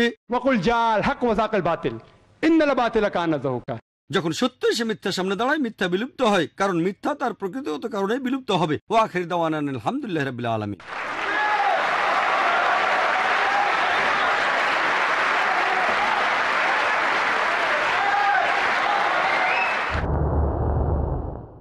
ধন্যবাদ ডক্টর ক্যাম্বেল এবং ডক্টর জাকির নায়েক, আপনাদের বক্তৃতার জন্য খুবই চমৎকার বলেছেন। সবশেষে এই অনুষ্ঠানে আমরা শুরু করতে যাচ্ছি শ্রোতাদের অংশগ্রহণে প্রশ্ন এবং উত্তর পর্ব। এই প্রশ্নোত্তর পর্বকে সফল করার জন্য আমাদের হাতে সময় আছে 60 মিনিট। সামান্য কিছুটা কম বেশি হতে পারে। এখানে আমরা কিছু নিয়ম মেনে চলব। আপনাদের প্রশ্নগুলো হতে হবে আজকের বিষয়ের উপর, the Quran and the Bible in the light off the subject of science. টপিকের বাইরের প্রশ্ন হলে তার উত্তর দেয়া হবে না। দয়া করে আপনাদের প্রশ্নগুলো সংক্ষেপে আর সহজ করে বলবেন। প্রশ্ন করতে এসে লেকচার দেবেন না, অথবা উত্তরের পর বক্তাদের প্রশ্ন করবেন না। ডক্টর উইলিয়াম ক্যাম্বেল আর ডক্টর জাকির নায়েক তারা বিস্তারিতভাবে উত্তর দেবেন, আর প্রশ্নের উত্তরগুলো 5 মিনিটের বেশি হবে না। অডিটোরিয়ামে মোট 4টা মাইক বসানো হয়েছে যাতে আপনারা প্রশ্ন করতে পারেন। মাইকে প্রশ্ন করা হয়ে গেলে আমাদের বক্তাগণ ইন্ডেক্স কার্ডের প্রশ্নগুলোর উত্তর দেয়া শুরু করবেন। আপনারা দয়া করে প্রশ্ন করার আগে দাঁড়িয়ে আপনাদের নাম এবং পেশা বলে নেবেন। আপনারা একবারে মাত্র একটা প্রশ্ন করতে পারবেন। একটা প্রশ্ন ডক্টর ক্যাম্বেলের কাছে এবং পরের প্রশ্ন ডক্টর নায়েকের কাছে। তাহলে এখন প্রথম প্রশ্ন আমার বাম পাশের মাইকের কাছে ডক্টর উইলিয়াম ক্যাম্বেলের উদ্দেশ্যে। আমি ডক্টর ক্যাম্বেলকে প্রশ্ন করতে চাই যে বুক অব জেনেসিসে নূহ নবীর সময়কার সেই মহাপ্লাবনের কথা বলা হয়েছে। এখানে বলা আছে যে বন্যার পানি পুরো পৃথিবীকে ঢেকে ফেলেছিল, যাবতীয় সৃষ্টি আর সব পাহাড় পর্বতই পানিতে ডুবে গিয়েছিল। আরও আছে যে পৃথিবীর সবচেয়ে উঁচু পাহাড়টা ডুবে গিয়েছিল, আর সেটা ছিল 15 কিউবিট। আরবিতে সেটা হলো 15 ফিট, অর্থাৎ কদম। কিন্তু বিজ্ঞান আমাদের বলে যে পৃথিবীর সবচেয়ে উঁচু পাহাড়টা 15 ফিট নয়, পাহাড় আসলে তার চেয়ে অনেক উঁচু। আসলে জেনেসিসে একথা কেন বলা হয়েছে যে বন্যার পানিতে সব ডুবে গিয়েছিল, সব পাহাড় ডুবে গিয়েছিল, আর সবচেয়ে উঁচুটা 15 ফিট। আপনার প্রশ্নের জন্য ধন্যবাদ। আমার ধারণাই উচ্চতাটা হলো পাহাড়ের উপরের উচ্চতা। যদি সবচেয়ে উঁচু পাহাড়টা 3000 মিটার উঁচু হয়ে থাকে তাহলে বন্যার পানি তার 15 ফিট উঁচুতে ছিল। কিন্তু সেখানে তো যাই হোক, ভাই দয়া করে বক্তা উত্তর দেওয়ার সময় কোনো প্রশ্ন মাঝখানে করবেন না প্লিজ। আপনি আপনার প্রশ্নটা করে থেমে যান, তারপর বক্তাকে ওনার মতো করে প্রশ্নের উত্তরটা দিতে দেন। ধন্যবাদ। আর আপনারাও দেখতে পাবেন যে পবিত্র কোরআনেও একই ধরনের কথা বলা হয়েছে, যে সূরা হুদের ৪২ নম্বর আয়াতে বলা আছে যে পর্বত প্রমাণ তরঙ্গের মধ্যে সেই নৌকাটি তাদের নিয়ে বয়ে চলল। আর তারপর কোরআনে আরেক জায়গায় নবীদের একটা তালিকা দেয়া আছে।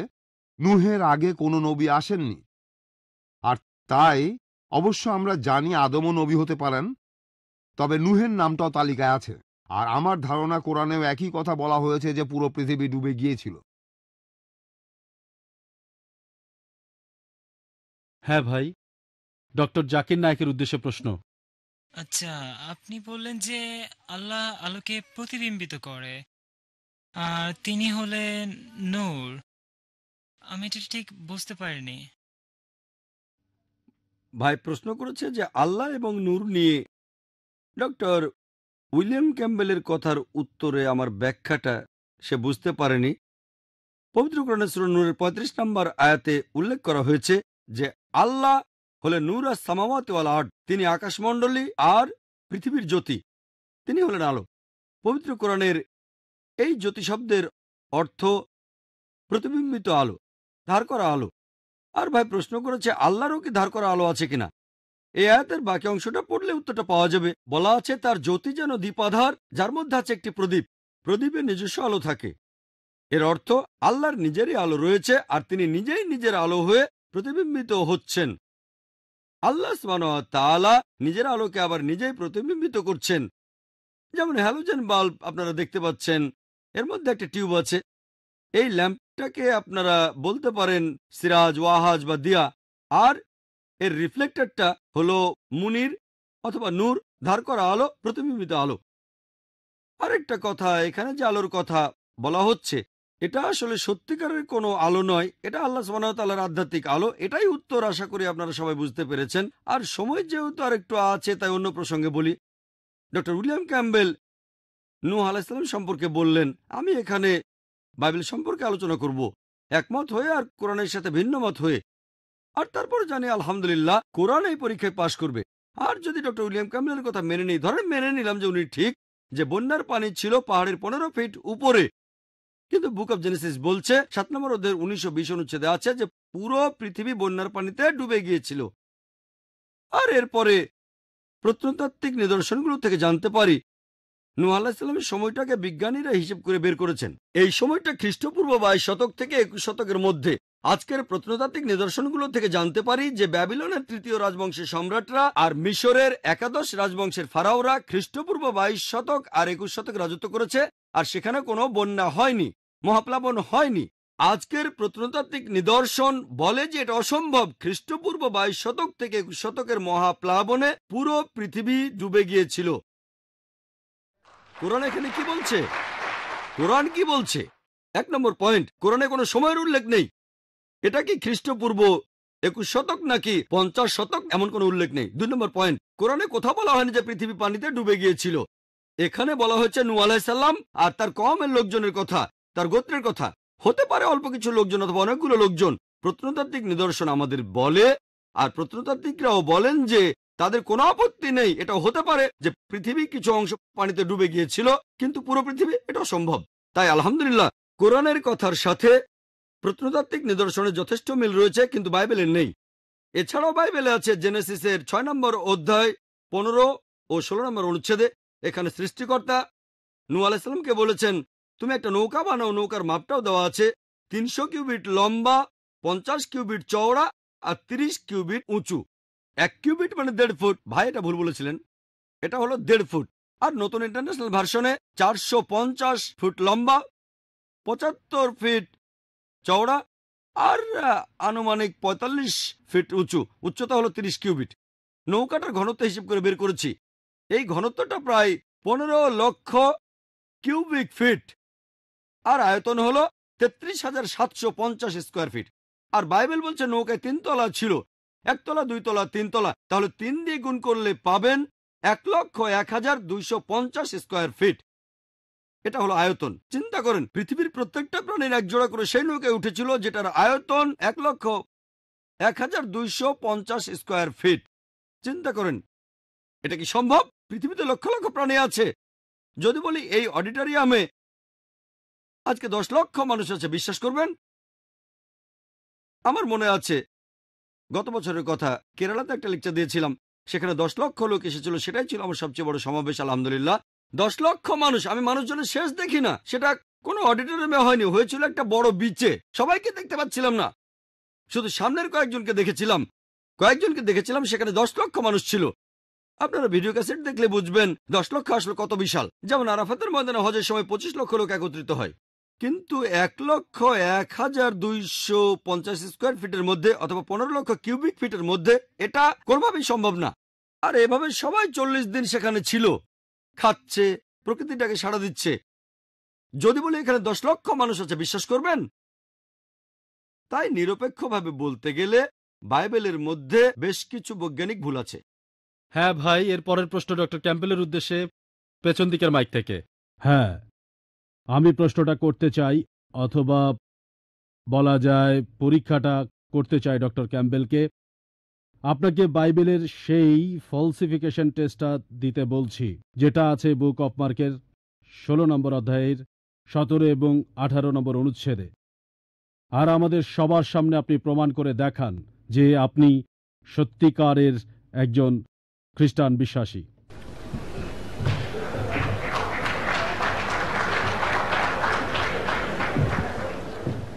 আমি এখানে ডক্টর নায়েকের ব্যাখ্যার সাথে একমত নই। ঈশ্বর যীশুখ্রিস্টকে পরীক্ষায় ফেলা হয়েছে। সেখানে শয়তান বলছে যে তুমি ঈশ্বরের পুত্র হলে মন্দিরের উপর থেকে লাফ দাও, আর যীশু বললেন যে তোমার আপন প্রভু ঈশ্বরকে পরীক্ষা করো না। এখন আমি যদি আপনার কথা মেনে নিয়ে বলি যে হ্যাঁ, আমি এখানে একটা অলৌকিক কাজ করে দেখাবো, সেটা ঈশ্বরকে পরীক্ষা করা হবে। আমার বন্ধু হ্যারি র্যাডক্লিফ সে কথা দিয়েছিল দাওয়াতে যাবে, তাই সে কথা রাখার জন্য দাওয়াতে গিয়েছিল আর ঈশ্বরের কাছে নিজেকে সঁপে দিয়েছিল। এটা আলাদা পরিস্থিতি, আমি ঈশ্বরকে পরীক্ষা করব না।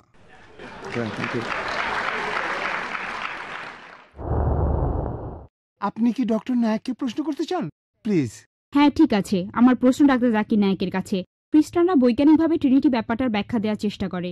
এখানে তারা উদাহরণ হিসেবে বলে পানির কথা। পানি 3 আকারে থাকতে পারে, কঠিন, তরল আর বায়বীয়। তার মানে হতে পারে বরফ, পানি বা বাষ্প। একইভাবে একজন ঈশ্বর হলেন 3 জন মিলে একজন, অর্থাৎ পিতা, পুত্র ও পবিত্র আত্মা। এই ব্যাখ্যাটা কি বৈজ্ঞানিকভাবে সঠিক? আপনার উত্তরটা দেওয়ার আগে আমি একটা কথা বলে নেই। আমরা ঈশ্বরকে পরীক্ষা করব না, ঈশ্বরকে পরীক্ষায় ফেলবো না। এখানে ঈশ্বরকে পরীক্ষা করছি না, পরীক্ষা করতে চাচ্ছি মানুষকে। আমরা ঈশ্বরকে পরীক্ষা করব না, তবে আপনাকে পরীক্ষা করছি। ঈশ্বর কথা দিয়েছেন যে কোনো বিশ্বাসী যদি বিষ পান করে সে তাহলে মরবে না, সে বিদেশি ভাষায় কথা বলতে পারবে। ঈশ্বরকে পরীক্ষা করছি না, ঈশ্বর ঠিক বলেছেন। তিনি নিশ্চিত করবেন যাতে বিশ্বাসীরা কথা বলতে পারে। আমরা পরীক্ষা করছি আপনি বিশ্বাসী কিনা। এবারে প্রশ্নে আসি। বোন বললেন যে অনেক খ্রিস্টানই বলেন যে বৈজ্ঞানিকভাবে তারা ট্রিনিটির ধারণা প্রমাণ করতে পারবে। যেমন ধরেন, পানি 3 অবস্থায় থাকে, কঠিন, তরল আর বায়বীয়, অর্থাৎ বরফ, পানি আর বাষ্প। একইভাবে ঈশ্বর থাকেন 3 অবস্থায়, পিতা, পুত্র, পবিত্র আত্মা। এর উত্তরে কি বলবো? আর এটা কি বিজ্ঞানসম্মত? বৈজ্ঞানিকভাবে আমি মেনে নিচ্ছি যে পানি 3 অবস্থায় থাকে, কঠিন, তরল, বায়বীয়, বরফ, পানি আর বাষ্প। কিন্তু বৈজ্ঞানিকভাবে এটাও জানি যে পানির উপাদান সবসময় একই থাকে, H2O, হাইড্রোজেনের 2টো আর অক্সিজেনের 1টা পরমাণু থাকে। উপাদানের পরিবর্তন হয় না, পানির উপাদান একই থাকে, শুধু আকৃতির পরিবর্তন হয়। কোনো সমস্যা নেই। এখন আমরা ট্রিনিটির ধারণা দেখব। ট্রিনিটির ধারণা, পিতা, পুত্র, পবিত্র আত্মা। এখানে বদলাচ্ছে আকার। আচ্ছা, তর্কের খাতিরে মেনে নিলাম, উপাদানটা কি বদলাচ্ছে? ঈশ্বর আর পবিত্র আত্মা রক্তমাংসের নয়, আর মানুষ তৈরি হয় রক্তমাংস দিয়ে। উপাদান এক নয়। মানুষের খাওয়ার দরকার হয়, ঈশ্বরের কখনো কিছু খাওয়ার দরকার নেই, তারা এক উপাদানের নয়।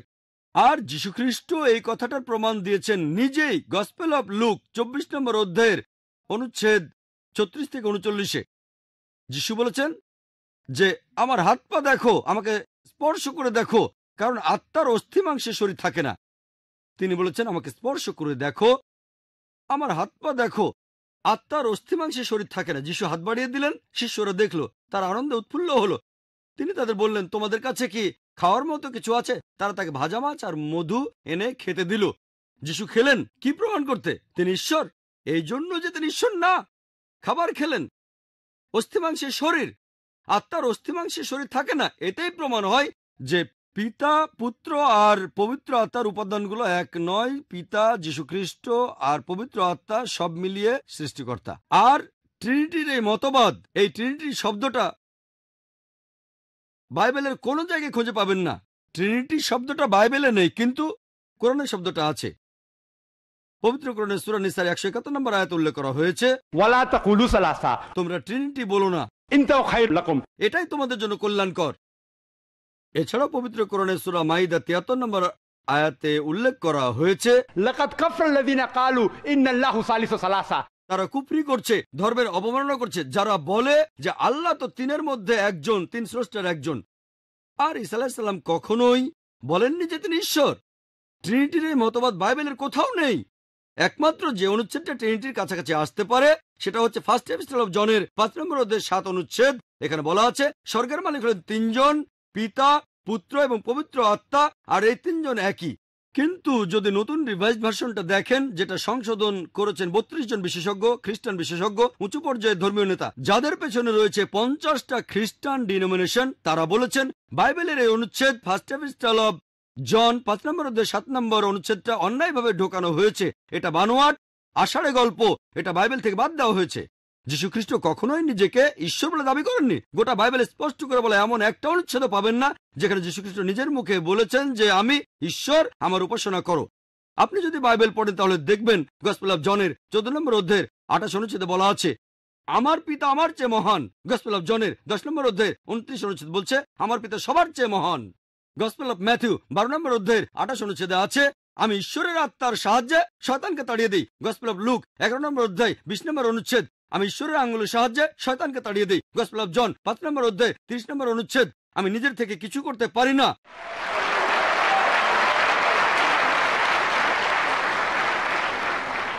আমি নিজের থেকে কিছুই করতে পারি না। আমি যেমন শুনি তেমন বিচার করি, আর আমার বিচার ন্যায্য, কারণ আমি আমার ইচ্ছা পূরণ করি না, পিতার ইচ্ছা পূরণ করি। যে নিজের ইচ্ছা পূরণ না করে ঈশ্বরের ইচ্ছা পূরণ করে সে তো একজন মুসলিম। মুসলিম অর্থ যে মানুষ আল্লাহর কাছে নিজের ইচ্ছাকে সমর্পণ করে। যীশু খ্রিস্ট এখানে নিজেই বলেছেন আমার ইচ্ছা নয়, ঈশ্বরের ইচ্ছা পূরণ করি। তিনি ছিলেন মুসলিম, আর তিনি আলহামদুলিল্লাহ আল্লাহ তাআলার একজন প্রেরিত রাসূল। আমরা মানি, বিশ্বাস করি তিনি অলৌকিকভাবে জন্মেছিলেন, কোন পুরুষের ঔরসজাত ছিলেন না। বিশ্বাস করি তিনি ঈশ্বরের নির্দেশে মৃত মানুষকে জীবিত করেছেন। আমরা মানি তিনি ঈশ্বরের নির্দেশে অন্ধ আর পঙ্গু মানুষকে সুস্থ করেছেন। আমরা যীশু খ্রিস্টকে সম্মান করি, তিনি ঈশ্বরের একজন প্রেরিত রাসূল, কিন্তু তিনি ঈশ্বর নন। আর ট্রিনিটি নামের কোনো কিছুর অংশও তিনি নন। ট্রিনিটি বলে কিছু নেই। কোরআন বলছে কুল হুয়াল্লাহু আহাদ, বলো তিনি আল্লাহ এক, অদ্বিতীয়। এর পরের প্রশ্ন ডক্টর ক্যাম্বেলের উদ্দেশ্যে এখান থেকে। ধন্যবাদ। হ্যাঁ ভাই, আসসালামু আলাইকুম। আলহামদুলিল্লাহ। প্রথমেই বলি সমস্ত প্রশংসা আল্লাহর, সমস্ত প্রশংসা এই মানবজাতির এক সৃষ্টিকর্তার। আপনাদের আজকের আলোচনা খুবই আকর্ষণীয় ছিল। এই আলোচনায় আমরা সবাই এখানে উপস্থিত, খ্রিস্টান, মুসলমান, সব ধর্মই উপকৃত হয়েছি, সবাই উপকার পেয়েছি। আর আমরা এখানে আজ এসেছি, এখানে আমাদের প্রশ্ন করেন প্লিজ। আচ্ছা আচ্ছা, বিসমিল্লাহ, আল্লাহর নামে শুরু করছি। Question please. আচ্ছা, আজকে এই আলোচনা অনুষ্ঠানে আমরা যে এসেছি এতে সবাই উপকার হয়েছে। আর আমি ডক্টর ক্যাম্বেলকে প্রশ্ন করছি, তার পাশাপাশি তার সঙ্গীদেরকেও প্রশ্ন করছি, আজকের এই আলোচনায় আপনাদের কোনো পরিবর্তন কি এসেছে? আপনার চোখ কি এতে খুলেছে? বা অন্তত পক্ষে ইসলাম ধর্ম সম্পর্কে আপনার মনে কি কোনো আগ্রহ তৈরি হয়েছে? আমি আপনার প্রশ্নের উত্তরটা দেওয়ার আগে ডক্টর নায়েকের উত্তরটা দেই। ডক্টর নায়েক বললেন যে যীশু খ্রিস্ট কখনোই নিজেকে ঈশ্বর দাবি করেননি। বুক অব মার্ক 14 অধ্যায় 61 অনুচ্ছেদ তিনি উত্তর দিলেন না।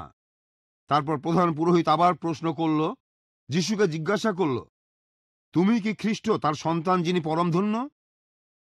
অন্য কথায় তুমি কি ঈশ্বরের পুত্র খ্রিস্ট? আর যিশু বললেন, হ্যাঁ আমি। তিনি বলেছেন যে তিনি ঈশ্বরের পুত্র, তিনি বলেছেন যে তিনি ঈশ্বর। আর এই কথা বাইবেলেও পরিষ্কার বলা আছে। আমি বুঝতে পারছি ডক্টর নায়েক তার সুবিধা মতো অনুচ্ছেদের উদ্ধৃতি দিচ্ছেন, সবগুলোর কথা বলছেন না। উনি আরো বলেছেন যিশু শুধু মানুষই ছিলেন, কিন্তু যিশু এটাও বলেছেন যে তিনি আর তার পিতা একই। বলা হয়েছে আদিতে বাক্য ছিলেন এবং বাক্য ঈশ্বরের সাথে ছিলেন এবং বাক্য ছিলেন ঈশ্বর, আর ঈশ্বরই আমাদের মাঝে রক্ত মাংসের শরীর নিয়ে এসেছেন।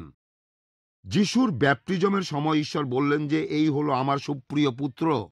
যিশু সেখানেই ছিলেন, আর পবিত্র আত্মা নেমে এলো, পিতা, পুত্র আর পবিত্র আত্মা। এই ব্যাপারটা কোনোভাবে আমাদের মাথা থেকে গজায়নি। এই কথাটাই আমি বলতে চেয়েছিলাম। আর এখানে একজন বন্ধু প্রশ্ন করলেন, আমরা আজ অনেক কিছু শিখেছি, আর আমরা অনেক কিছু শিখেছি, আমি সবসময় শিখতেই চাই। এখানে আমি বলবো যে যীশু খ্রিস্টের পুনরুত্থানের সময় 500 জনেরও বেশি লোক সেটা সাক্ষী ছিল। যিশুর উপরই আমার বেশি ভরসা, আর মোহাম্মদ এসেছে আরো 600 বছর পরে, সাক্ষী মাত্র একজন। ধন্যবাদ। এবারে প্রশ্ন ডক্টর জাকিরের কাছে। হ্যাঁ বোন। ডক্টর ক্যাম্বেল প্রথমে কোরআন সম্পর্কে বেশ কিছু ভুল অভিযোগ আনলেন, বিশ্বজগৎ সম্পর্কে কোরআনের কথাগুলো, আর আপনিও তার দেয়া যুক্তিগুলো খণ্ডন করলেন। তবে আমি যেটা জানতে চাচ্ছি, বাইবেলে পৃথিবীর আকার আর অন্যান্য বিষয়ে কি বলা হয়েছে? বোন প্রশ্ন করলেন যে বাইবেলে পৃথিবীর আকার সম্পর্কে কি বলা হয়েছে, সেটা আমি সময়ের অভাবে বলতে পারিনি, আর সময়ের অভাবে এখানে অনেক কিছু হয়তো বলতে পারবো না। যাই হোক, বোন জানতে চেয়েছেন বাইবেলে পৃথিবীর আকার সম্পর্কে কি বলা হয়েছে। আর আপনি দেখবেন বাইবেলের গসপেল অফ ম্যাথিউ 4 নম্বর অধ্যায়ের 8 নম্বর অনুচ্ছেদে বলা আছে, ডক্টর ক্যাম্বেল শয়তানের সাথে যিশুর কথাবার্তা নিয়ে অনুচ্ছেদটা বলেছিলেন। শয়তান তাকে নিয়ে গেল, যীশু খ্রিস্টকে নিয়ে গেল খুব উঁচু একটা পাহাড়ের চূড়ায়, আর যিশুকে পৃথিবীর সবগুলো রাজ্যে এবং সেগুলোর সৌন্দর্য দেখালো। গসপেল অফ লুক 4 নম্বর অধ্যায়ের 5 নম্বর অনুচ্ছেদে শয়তান তাকে নিয়ে গেল উঁচু পাহাড়ে আর পৃথিবীর সবগুলো রাজ্যের প্রতাপ দেখালো। এখন যদি পৃথিবীর সবচেয়ে উঁচু পাহাড়ে ওঠেন, পৃথিবীর সবচেয়ে উঁচু পর্বত শৃঙ্গ মাউন্ট এভারেস্ট, আর ধরেন আপনার চোখের দৃষ্টি খুবই প্রখর এবং আপনি সেখান থেকে 1000 মাইল দূরেও দেখতে পান, তারপরেও আপনি পৃথিবীর সবগুলো রাজত্ব কোনোভাবেই দেখতে পাবেন না, কারণ আমরা জানি যে আমাদের পৃথিবী গোলাকার। আর আপনি সে রাজ্যগুলো দেখবেন না যেগুলো পৃথিবীর অন্য প্রান্তে রয়েছে। শুধুমাত্র তখনই দেখতে পারতেন যদি পৃথিবী সমতল হতো। পবিত্র বাইবেলে এমন বিবরণ দেওয়া আছে যে পৃথিবী সমতল। আবারও একই কথা আছে বাইবেলে বুক অব ড্যানিয়েল 4 নম্বর অধ্যায়ের 10-11 অনুচ্ছেদে বলা আছে, একটা গাছ লম্বা হয়ে আকাশে পৌঁছে গেল, আর গাছটা যখন আকাশের সীমা ছাড়িয়ে গেল, গাছটা এত বড় হলো যে পৃথিবীর প্রত্যেক প্রান্তের মানুষই গাছটা তখন দেখতে পেত। এটা তখনই সম্ভব হতো যদি পৃথিবী সমতল হতো। গাছটা অনেক লম্বা ছিল, আর পৃথিবী সমতল হলে এটা সম্ভব হতো। আজকে আমরা সবাই জানি যে পৃথিবী আসলে বর্তুলাকার, আর আপনি কোনোভাবেই গাছটা দেখতে পাবেন না, সেটা যত লম্বাই হোক না কেন, যদি আপনি বর্তুলাকার এই পৃথিবীর উল্টো পাশে থাকেন। এরপর বাইবেলে আরো উল্লেখ আছে ফার্স্ট ক্রনিকলস 16 নম্বর অধ্যায়ের 30 অনুচ্ছেদে যে পৃথিবী গতিশীল নয়। একই কথা আছে বুক অব শামস 93 নম্বর অধ্যায়ের 1 অনুচ্ছেদে যে সর্বশক্তিমান ঈশ্বর পৃথিবীকে থামিয়ে দিয়েছেন, যার অর্থ পৃথিবী গতিশীল নয়। আর নতুন ইন্টারন্যাশনাল ভার্সনে রয়েছে ঈশ্বর হস্তক্ষেপ করেছেন আর পৃথিবীকে থামিয়ে দিয়েছেন, যাতে করে 1 মিনিট পৃথিবী 1 মিনিট বাকি নাকি চুপ থাকতে বলছেন? ভাবলাম 1 মিনিট চুপ থাকতে বলছেন। ডক্টর উইলিয়াম ক্যাম্বেল বললেন, যীশু খ্রিস্ট বাইবেলের অনেক জায়গায় উল্লেখ করেছেন যে তিনি ঈশ্বর। আপনারা আমার ভিডিও ক্যাসেট দেখতে পারেন, concept of God in major religions, সব রেফারেন্স সহ আমি উত্তর দিচ্ছি। সেখানে উনি শুধু উদ্ধৃতি দিয়েছেন, আমি রেফারেন্সটাও বলছি। আমি এবং আমার পিতা এক, এটা আছে জনের 10 নম্বর অধ্যায়ের 30 নম্বর অনুচ্ছেদে। আর আদিতে ছিলেন বাক্য, এটা আছে জনের 1 নম্বর অধ্যায়ের 1 অনুচ্ছেদে। এগুলো ভালোভাবে পড়লেই দেখতে পাবেন যীশু খ্রিস্ট কখনোই নিজেকে ঈশ্বর দাবি করেননি। আপনারা আমার ভিডিও ক্যাসেট দেখতে পারেন, বাইরে কিনতে পারবেন, concept of God in major religions আর similarities between Islam and Christianity. সেখানে বিস্তারিত পাবেন যীশু খ্রিস্ট কখনোই নিজেকে ঈশ্বর দাবি করেননি। এবারের প্রশ্ন একজন মহিলা করবেন ডক্টর উইলিয়ামের কাছে। আপনি পরীক্ষার কথা বললেন যে সত্যিকারের বিশ্বাসীরা বিষপান করে ফেললেও তার কিছুই হবে না, কিন্তু রাসপুতিন সম্পর্কে কি বলবেন? যে পরিমাণ সায়ানাইড খেলে 16 জন মানুষ মারা যায়, ততটা খেয়েও সে মারা যায়নি, মারা গিয়েছিল রক্তক্ষরণে। সে ভালো খ্রিস্টান ছিল না, কামাসক্ত ছিল। এটার কি ব্যাখ্যা দেবেন? শুধুমাত্র ভালো খ্রিস্টানই বিষপান করে বেঁচে থাকবেন, এটার কি ব্যাখ্যা দেবেন? আমার মনে হয় না এটার কোনো ব্যাখ্যা করতে হবে। রাসপুটিন খ্রিস্টান ছিল না, তাই তার কি হয়েছিল সেটার সাথে বাইবেলের কথাগুলোর কোনো সম্পর্ক নেই। আমি আগেও বলেছি, প্রভু যিশু ঈশ্বর আপনাদের বলেননি যে সবাই লাইনে দাঁড়াও আর সবাই মিলে বিষ পান করা শুরু করো আর ঈশ্বরকে পরীক্ষা করো। সরি, আমরা এভাবে ঈশ্বরকে পরীক্ষা ফেলব না। বাইবেলে বলা হয়েছে এমন ঘটনা যে কোনো সময় ঘটতেই পারে। এর উদাহরণ হতে পারে পল যখন তার জাহাজটা ডুবে গেল আর উনি ডুবে যেতে যেতে অনেক কষ্টে উপরে উঠে আসলেন, দেখলেন যে উনি ভুল জায়গায় এসেছেন, তারপর আগুনের মধ্যে কাঠ দিচ্ছিলেন, একটা সাপ তাকে কামড়ালো, তার কিছুই হলো না, কিন্তু তিনি ঈশ্বরকে পরীক্ষা করছিলেন না আগুনের মধ্যে কাঠ দিচ্ছিলেন। এটা প্রাসঙ্গিক না।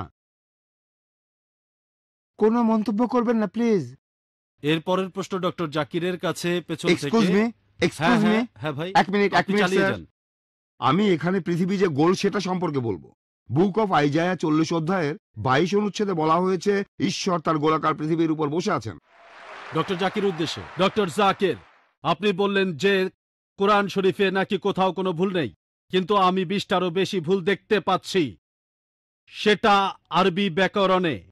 এখানে তার কয়েকটা আমি আপনাকে বলছি।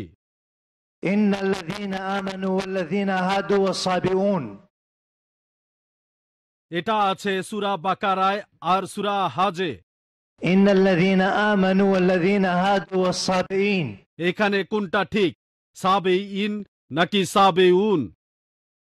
এটা 1 নাম্বার। আর 2 নাম্বার হলো কোরআনে আছে। ভাই একবারে একটা প্রশ্ন করেন। হ্যাঁ, কিন্তু এছাড়াও আরো আছে। সূরা তাহার 63 নম্বর আয়াতে আছে ইন্না হাযানি লাসাহিরান। ভুল। ইন্না হাযাইনি লাসাহিরান। এটার কি ব্যাখ্যা দেবেন? এছাড়াও আমি আরো অনেক ভুলের কথা জানি। ভাই এক্সকিউজ মি, আমরা শুধু একটা প্রশ্ন নিতে পারবো, দ্বিতীয় প্রশ্নটা গ্রহণ করতে পারছি না, কারণ এখানে অনেক প্রশ্নের উত্তর দিতে হবে। ঠিক আছে ভাই, আপনি খুব সুন্দর একটা প্রশ্ন করেছেন। আমি আরেকটু সহযোগিতা করতে চাই যে হ্যাঁ, আপনি সবগুলো ব্যাকরণগত ভুলের কথাই বলতে পারেন। আর আপনার হাতের বইটা লিখেছেন আব্দুল ফাদি। আব্দুল ফাদি ঠিক, ইজ দ্য কোরআন ইনফ্যালিয়েবল? আর আমিও দেখতে পাচ্ছি, হ্যাঁ আলহামদুলিল্লাহ ভালো দেখতে পাই।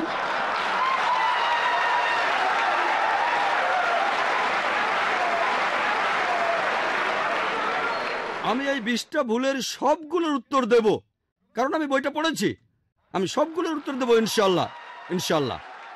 1 নম্বর পয়েন্ট ভাই, 1 নম্বর পয়েন্ট। এখানে 1 নম্বর পয়েন্টটা যে আরবির সব ব্যাকরণ এসেছে কোরআন থেকেই। কোরআন হলো সর্বোচ্চ আরবি বই, যে বইটাতে সবচেয়ে উঁচু মানের সাহিত্য আছে। আরবি ভাষার সব ব্যাকরণ এসেছে কোরআন থেকেই। কোরআন হলো ব্যাকরণের মূল গ্রন্থ, আর কোরআন যেহেতু ব্যাকরণের মূল গ্রন্থ এবং সব ব্যাকরণ এসেছে কোরআন থেকেই, কোরআনে কোনো ভুল থাকতে পারে না। 1 নম্বর পয়েন্ট। 2 নম্বর পয়েন্ট, 2 নম্বর পয়েন্ট, 2 নম্বর পয়েন্ট। ব্যাপারটা এরকম যে একটা রুলার নিলেন, সেই রুলারের গায়ে দাগ কাটা আছে, তারপর বললেন যে মাপটা ভুল হয়েছে। এটা বেশ অযৌক্তিক।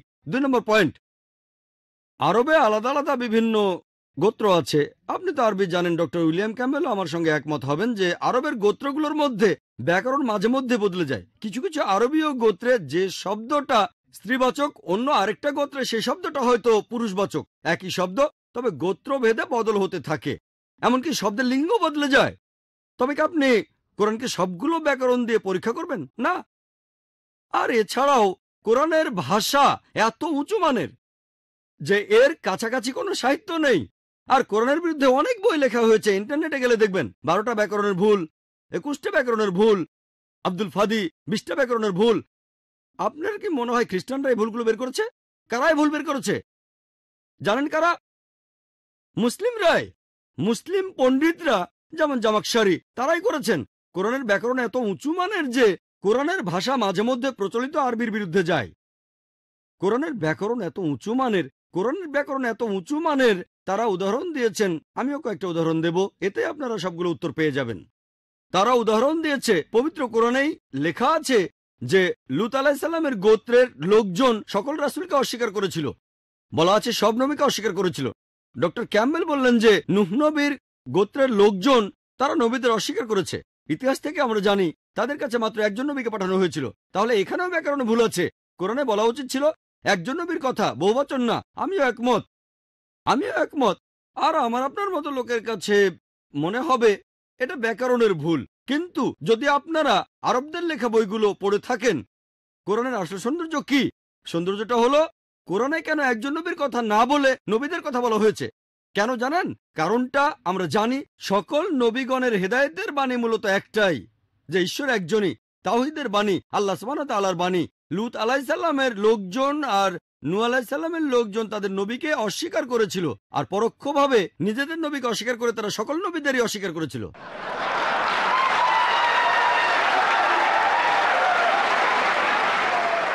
সৌন্দর্যটা দেখেন, ভাষার অলঙ্কার দেখেন, আলহামদুলিল্লাহ। আপনার মনে হতে পারে এটা ব্যাকরণের ভুল, কিন্তু এটা ভুল নয়। একইভাবে নূর সারোয়ার নামে একজন বলেছেন যে কোরআন বলছে কুনফা ইয়াকুন, হওয়ার হয়ে যায়, এটা নাকি হবে কুনফা কানা, হওয়া বললে হয়ে যেত। হ্যাঁ, আরবিতে ফার্স্ট টেন্সে কুনফা কানা হবে, কুনফা ইয়াকুন নয়। কুনফা ইয়াকুনের আরো ব্যাপক অর্থ। বলা হচ্ছে আল্লাহ করেছিলেন, করছেন আর করবেন, অতীত, বর্তমান, ভবিষ্যৎ। Thank you doctor Naik. এরপরের প্রশ্ন করবেন সামনের মাইক থেকে, এখান থেকে ডক্টর উইলিয়াম ক্যাম্পবেলের উদ্দেশ্যে। ডক্টর উইলিয়াম ক্যাম্পবেল তার লেকচারে জুলকারনাইনের কথা বললেন, কোরআনের সূরা কাহফের ৮৬ নম্বর আয়াতে আছে, আর বললেন যে জুলকারনাইন হলো আলেকজান্ডার দ্য গ্রেট। আপনি কি কোনোভাবে প্রমাণ করতে পারবেন জুলকারনাইনই হলো আলেকজান্ডার দ্য গ্রেট? আমি কথাটা ইউসুফ আলীর লেখা কোরআনের তফসিরে পড়েছিলাম। এখন এটা ইম্পর্টেন্ট না যে সেই লোক আলেকজান্ডার নাকি অন্য কেউ। এখানে ইম্পর্টেন্ট হলো সূর্য কোনো পঙ্কিল জলাশয়ে অস্তগমন করে না। কোরআনে ঠিক এই কথাটাই বলা আছে। হ্যাঁ বোন, ধন্যবাদ। এবার প্রশ্ন ডক্টর জাকিরের কাছে। আমি অনুচ্ছেদটা ঠিকমতো জানি না, তবে বাইবেলে এই কথা আছে, ইউনুস যেমন ৩ দিন ৩ রাত মাছের পেটে ছিলেন, একইভাবে ঈশ্বরের পুত্র ৩ দিন ৩ রাত পৃথিবীর ভেতরে থাকবেন। যীশুখ্রিস্ট কি বৈজ্ঞানিকভাবে ইউনুসের এই নিদর্শনটা দেখিয়েছিলেন? আপনি যে অনুচ্ছেদের কথা বলেছেন সেটা গসপেল অফ ম্যাথিউ ১২ নম্বর অধ্যায়ের ৩৮ থেকে ৪০ নম্বর অনুচ্ছেদ। যখন ইহুদিরা যিশুর কাছে গিয়ে বলল আমাদের নিদর্শন দেখান, অলৌকিক কিছু করে দেখান, তখন যীশু খ্রিস্ট বললেন যে তোমরা অসৎ আর ব্যভিচারী জাতি, শুধু নিদর্শন খুঁজে বেড়াও, তোমাদের কোনো নিদর্শন দেখানো হবে না, শুধু ইউনুসের নিদর্শন বাদে। যেভাবে নবী ইউনুস ৩ দিন এবং ৩ রাত তিমি মাছের পেটের মধ্যে ছিলেন, সেই একইভাবে ঈশ্বরের পুত্র ৩ দিন এবং ৩ রাত পৃথিবীর বুকের মধ্যে থাকবেন। ইউনুসের নিদর্শন, নবী ইউনুসের উদাহরণ দিয়ে যিশু এক কথায় সব বুঝিয়ে দিয়েছেন। আর যদি ইউনুসের নিদর্শনটা পড়েন, বুক অব জোনা মাত্র 2 পৃষ্ঠার অধ্যায়, এটা বেশিরভাগ লোকই জানেন। যদি ভালো করে দেখেন, ইউনুস 3 দিন 3 রাত ছিলেন, কিন্তু যীশুখ্রিস্ট কতদিন ছিলেন এটা গসপেল থেকে জানতে পারি। তাকে ক্রুশবিদ্ধ করা হয়েছিল, ধারণা করা হয়, সন্ধ্যা হওয়ার পর তাকে ক্রুশ থেকে নামিয়ে একটা সমাধারে রাখা হয়। তারপর রবিবার যখন পাথরটা সরানো হলো, সমাধারটা তখন একেবারে খালি। তাহলে যীশুখ্রিস্ট সেই সমাধিতে ছিলেন শুক্রবার রাতে। তিনি সমাধিতে ছিলেন শুক্রবার রাত। শনিবার সকালে তিনি সমাধিতে ছিলেন একদিন 1 রাত। তারপর শনিবার রাতেও সেখানে ছিলেন, অর্থাৎ 2 রাত 1 দিন, 2 রাত আর রবিবার সকালে সমাধি খালি। তাহলে যীশুখ্রিস্ট সেই সমাধিতে ছিলেন 2 রাত আর 1 দিন, 3 রাত 3 দিন নয়। ডক্টর ক্যাম্পবেল তার বইয়ে উত্তর দিয়েছেন যে দিনের একটা ছোট অংশ, সেটাকেও অনেকে একদিন বলে। যদি আমার কাছে কোনো রোগী আসে যে অসুস্থ ছিল শনিবার রাতে আর সোমবার সকালে, তাকে জিজ্ঞেস করলাম আপনি কতদিন অসুস্থ ছিলেন, সে বলবে 3 দিন। ঠিক আছে, মানলাম, একমত হয়ে মানলাম, আমি খুবই উদার। বললেন দিনের একটা অংশ মানে পুরো দিন, মানলাম। তাহলে শনিবার দিনের একটা অংশ পুরো দিন, রবিবার দিনের একটা অংশ পুরো দিন, মানলাম, ভালো।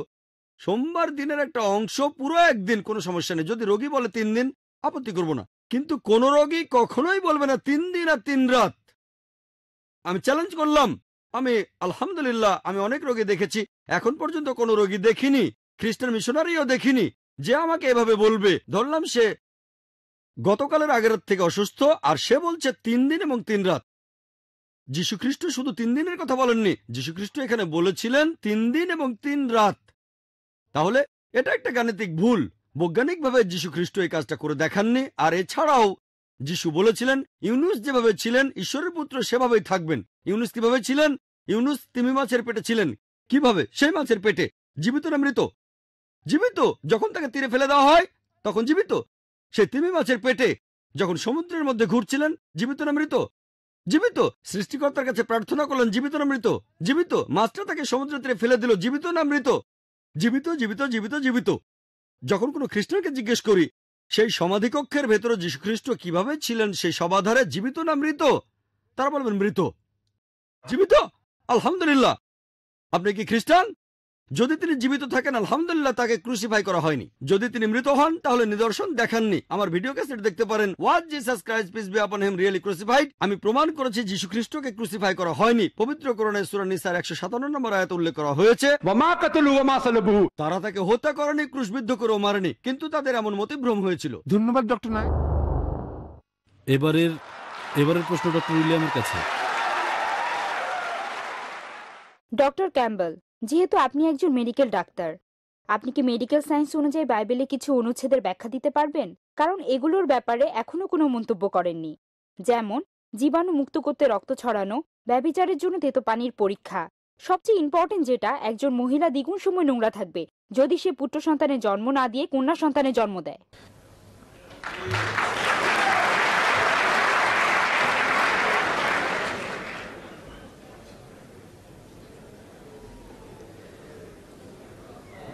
আপনার প্রশ্নের উত্তরটা দেওয়ার চেষ্টা করব, তবে তার আগে ডক্টর নায়কের কথার উত্তরে আমি তার সাথে একটু ঝগড়া করে নেই।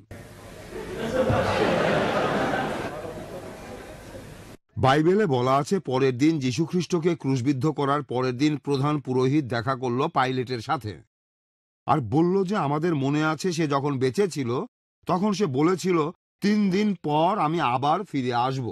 সেজন্য তারা তৃতীয় দিন পর্যন্ত এখানে পাহারা বসান। এখানে তারা দিন আর রাত বলতে একই কথা বুঝিয়েছে।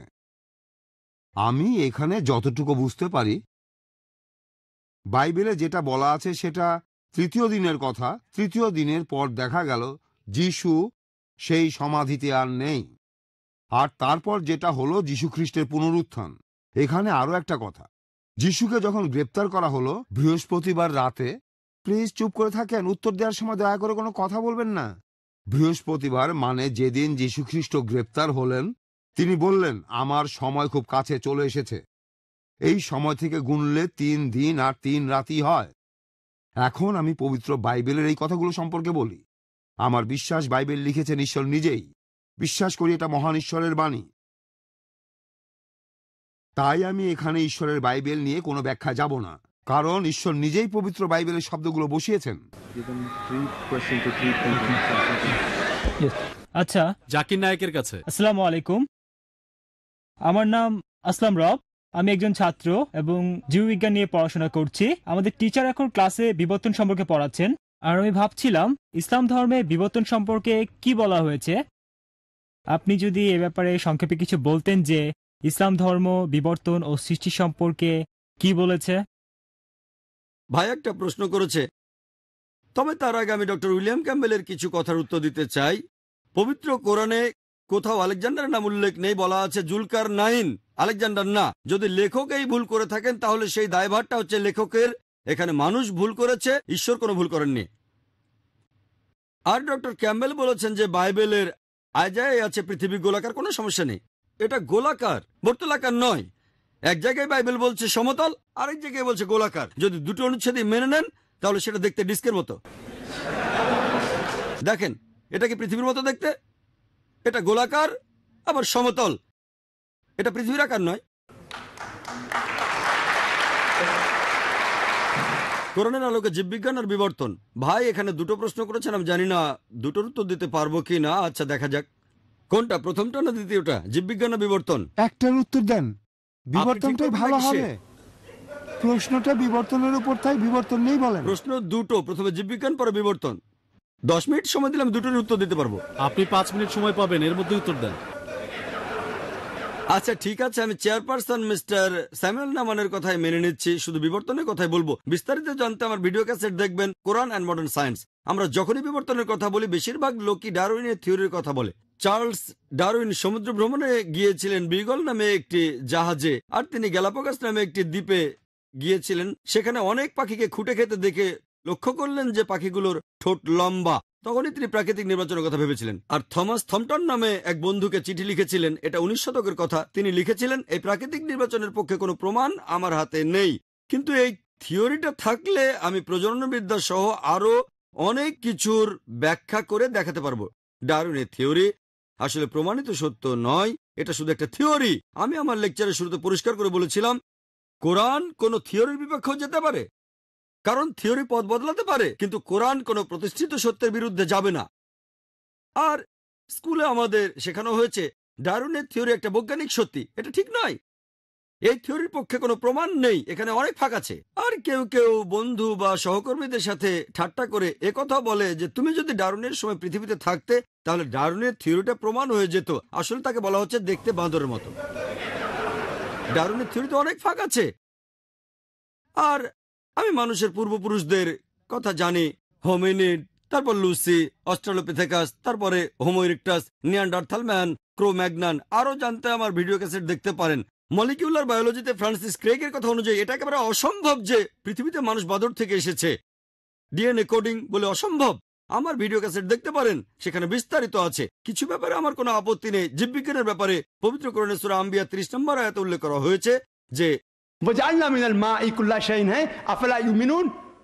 আমি প্রাণবান সবকিছু সৃষ্টি করলাম পানি হতে, তবু কি তারা ঈমান আনবে না? আজকে আমরা জানি যে পৃথিবীর সব প্রাণীর প্রাথমিক উপাদানে কোষের মধ্যে সাইটোপ্লাজম আছে, এর 90%ই হলো পানি। পৃথিবীর সব ধরনের প্রাণীর শরীরে আনুমানিক 50 থেকে 90%ই হচ্ছে পানি। চিন্তা করেন, আরবের সেই মরুভূমিতে কে ভাবতে পারতো যে সব প্রাণী পানি দিয়ে তৈরি? কোরআনে কথা বলেছে 1400 বছর আগে। ধন্যবাদ ডক্টর নায়েক। ধন্যবাদ ধন্যবাদ ধন্যবাদ ডক্টর নায়েক।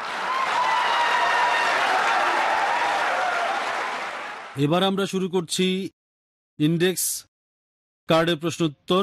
আর এখানে আমাদের সামনে বক্স আছে ডক্টর ক্যাম্বেলের জন্য আর ডক্টর জাকিরের জন্য। আমরা বক্সটা ঘুরিয়ে দিচ্ছি যেন তারা তাদের নাম দেখতে না পায়। বক্তারা প্রশ্ন তুলবেন বক্সের দিকে না তাকিয়ে, তারপর তারা যে প্রশ্ন বেছে নেবেন সেটার উত্তর দেবেন। প্রথম প্রশ্ন ডক্টর উইলিয়াম ক্যাম্বেলের জন্য, তারপরের প্রশ্ন জাকির নায়েকের জন্য। আমি প্রশ্নটা পড়েছি, তবে তার আগে বলে নেই যে পৃথিবীর সবকিছুই পানি দিয়ে তৈরি। এটা তো অবশ্যই হবে। আপনি একটা ছারপোকা চ্যাপ্টা করে ফেলেন, দেখবেন পানি। প্রত্যেকটা জীবজন্তুই পানি দিয়ে তৈরি, আমরা সবাই জানি, এটা অলৌকিক কিছু নয়।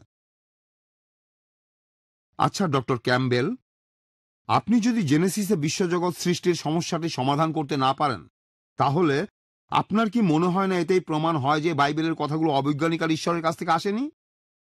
আমি মানছি সমস্যাটি সমাধান করতে পারবো না, তবে আমি ভবিষ্যৎবাণীগুলো সত্যি হতে দেখেছি। সেটা আমার কাছে অনেক বেশি ইম্পর্টেন্ট। আর যিশুই হলেন ভিত্তিপ্রস্তর। আর তার কথা, যীশুখ্রিস্টের কথা আগের অনেক নবী রাসূল বলে গিয়েছেন। আগের নবী রাসূলরা যীশুখ্রিস্টের কথা ভবিষ্যৎবাণী করেছিলেন, আর ঈশ্বর সেই ভবিষ্যৎবাণীগুলো সত্যি করেছেন। আমি জানি আপনি আপনার উত্তরটা পাননি, তবে আমি যিশুকে বিশ্বাস করি আমার রক্ষাকর্তা হিসাবে। ওকে, ধন্যবাদ ডক্টর নায়েক। মূল রচনা আর অনুবাদ দুটো আলাদা ভাষা, অর্থও দুই রকম হতে পারে।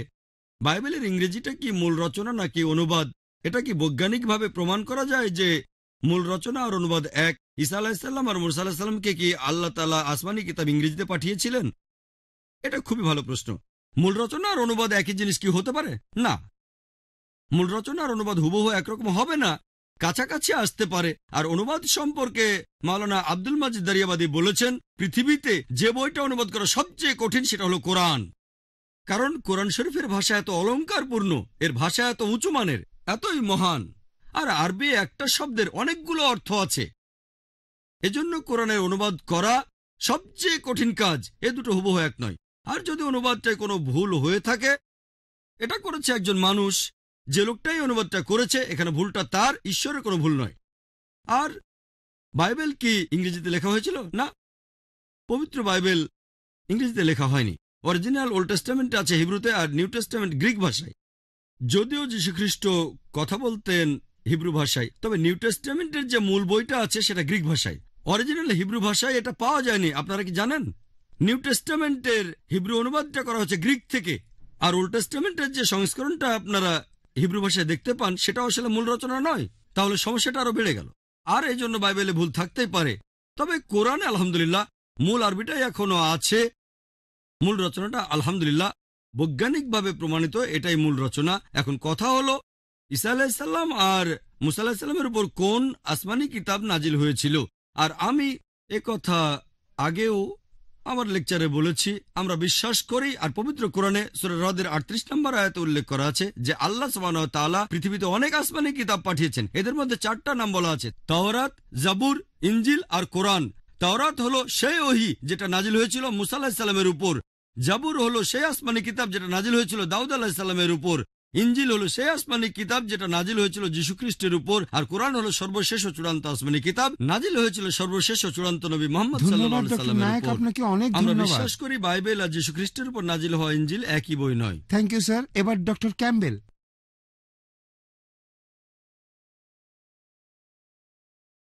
তবে বর্তমান ইনজিল সব সময় অবিকৃতই ছিল। আমাদের কাছে 75% কথা আছে 180 খ্রিস্টাব্দের, যেটা জন লিখেছিলেন 100 বছর পরে। তিনি বেঁচে থাকতে এটা লিখেছিলেন। সেই সময় যারা বেঁচে ছিল তারা জনের কথাগুলো পুরোপুরি বিশ্বাস করেছিল। এই সব কিছুর ব্যাপারে যথেষ্ট প্রমাণ আছে। বাইবেলে সত্যি কথাই বলা হয়েছে। এবারে প্রশ্নটা বলি, আপনি যে প্রবাবিলিটির অঙ্কটা দেখালেন, আপনার হিসাবটা অসাধারণ, ধন্যবাদ। কিন্তু আপনি জানেন যে ঈশ্বর, তার কাছে এটা কিছুই না।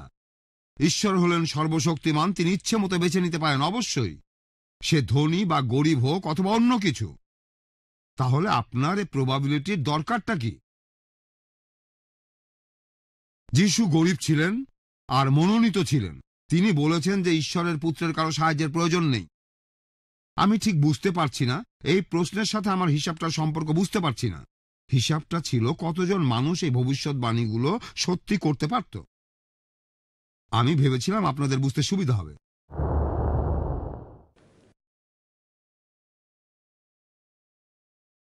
এটা আমরা সবাই এটা দেখলাম, কোরআন আধুনিক বিজ্ঞানের সাথে পুরোপুরি সামঞ্জস্যপূর্ণ। যদি আধুনিক বিজ্ঞান ভুল হয় তখন কি হবে? বিজ্ঞানের মতবাদের সাথে সাথে কি কোরআনের ব্যাখ্যা বদলে যাবে? খুবই সুন্দর একটা প্রশ্নটা খুবই গুরুত্বপূর্ণ। আর মুসলমানদের খুবই সাবধান থাকতে হবে যখন তারা কোরআনের সাথে আধুনিক বিজ্ঞানের তুলনা করবে।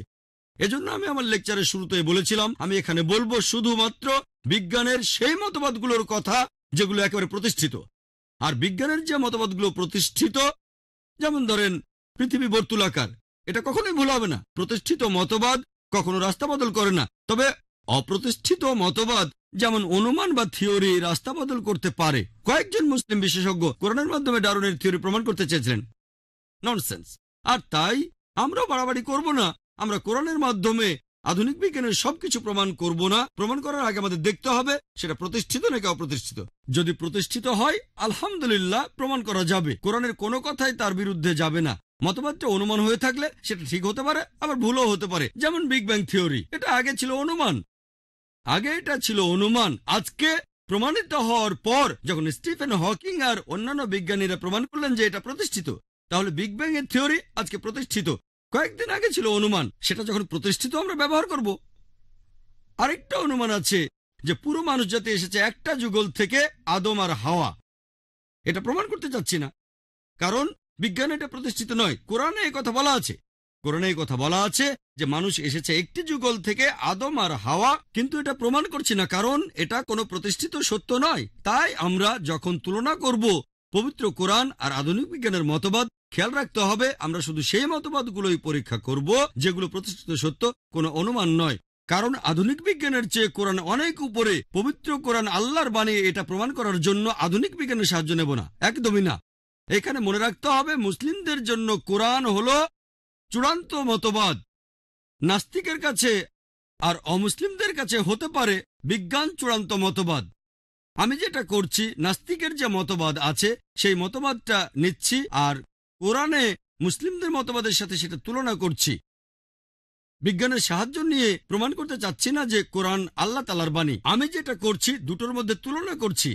কোরআন যে উপরে সেটা দেখাচ্ছি। আধুনিক বিজ্ঞানে সেদিন যে কথাটা বলেছে কোরআন সেই কথা বলেছে 1400 বছর আগে। তাই প্রমাণ করতে চাচ্ছি আমাদের মতবাদ, মুসলমানদের মতবাদ, কোরআন অন্য মতবাদের চেয়ে অনেক উপরে, অর্থাৎ বিজ্ঞান। তাই আমাদের কোরআনকে বিশ্বাস করা উচিত। কোরআনই সবার উপরে। আশা করি উত্তরটা পেয়েছেন। Thank you sir. প্রশ্ন ডক্টর উইলিয়াম ক্যাম্বেলের জন্য। শেষ দুইটা প্রশ্ন। শেষ দুইটা প্রশ্ন, দুইজন বক্তাই শেষ প্রশ্নের উত্তর দেবেন।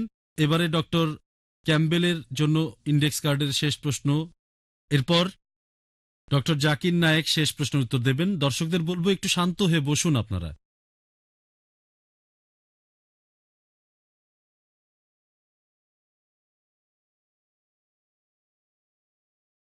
এটাও একই প্রশ্ন, মানে আগের প্রশ্নটাই।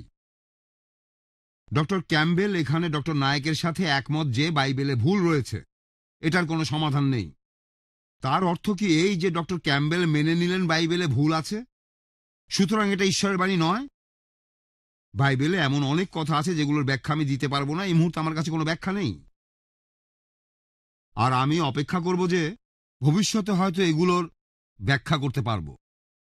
এমন অনেক প্রত্নতাত্ত্বিক আবিষ্কার রয়েছে যেখানে বাইবেলের কথাই সত্যি হয়েছে, বিভিন্ন শহরের ব্যাপারে, আর কে রাজা ছিল এমন কিছু ব্যাপারে।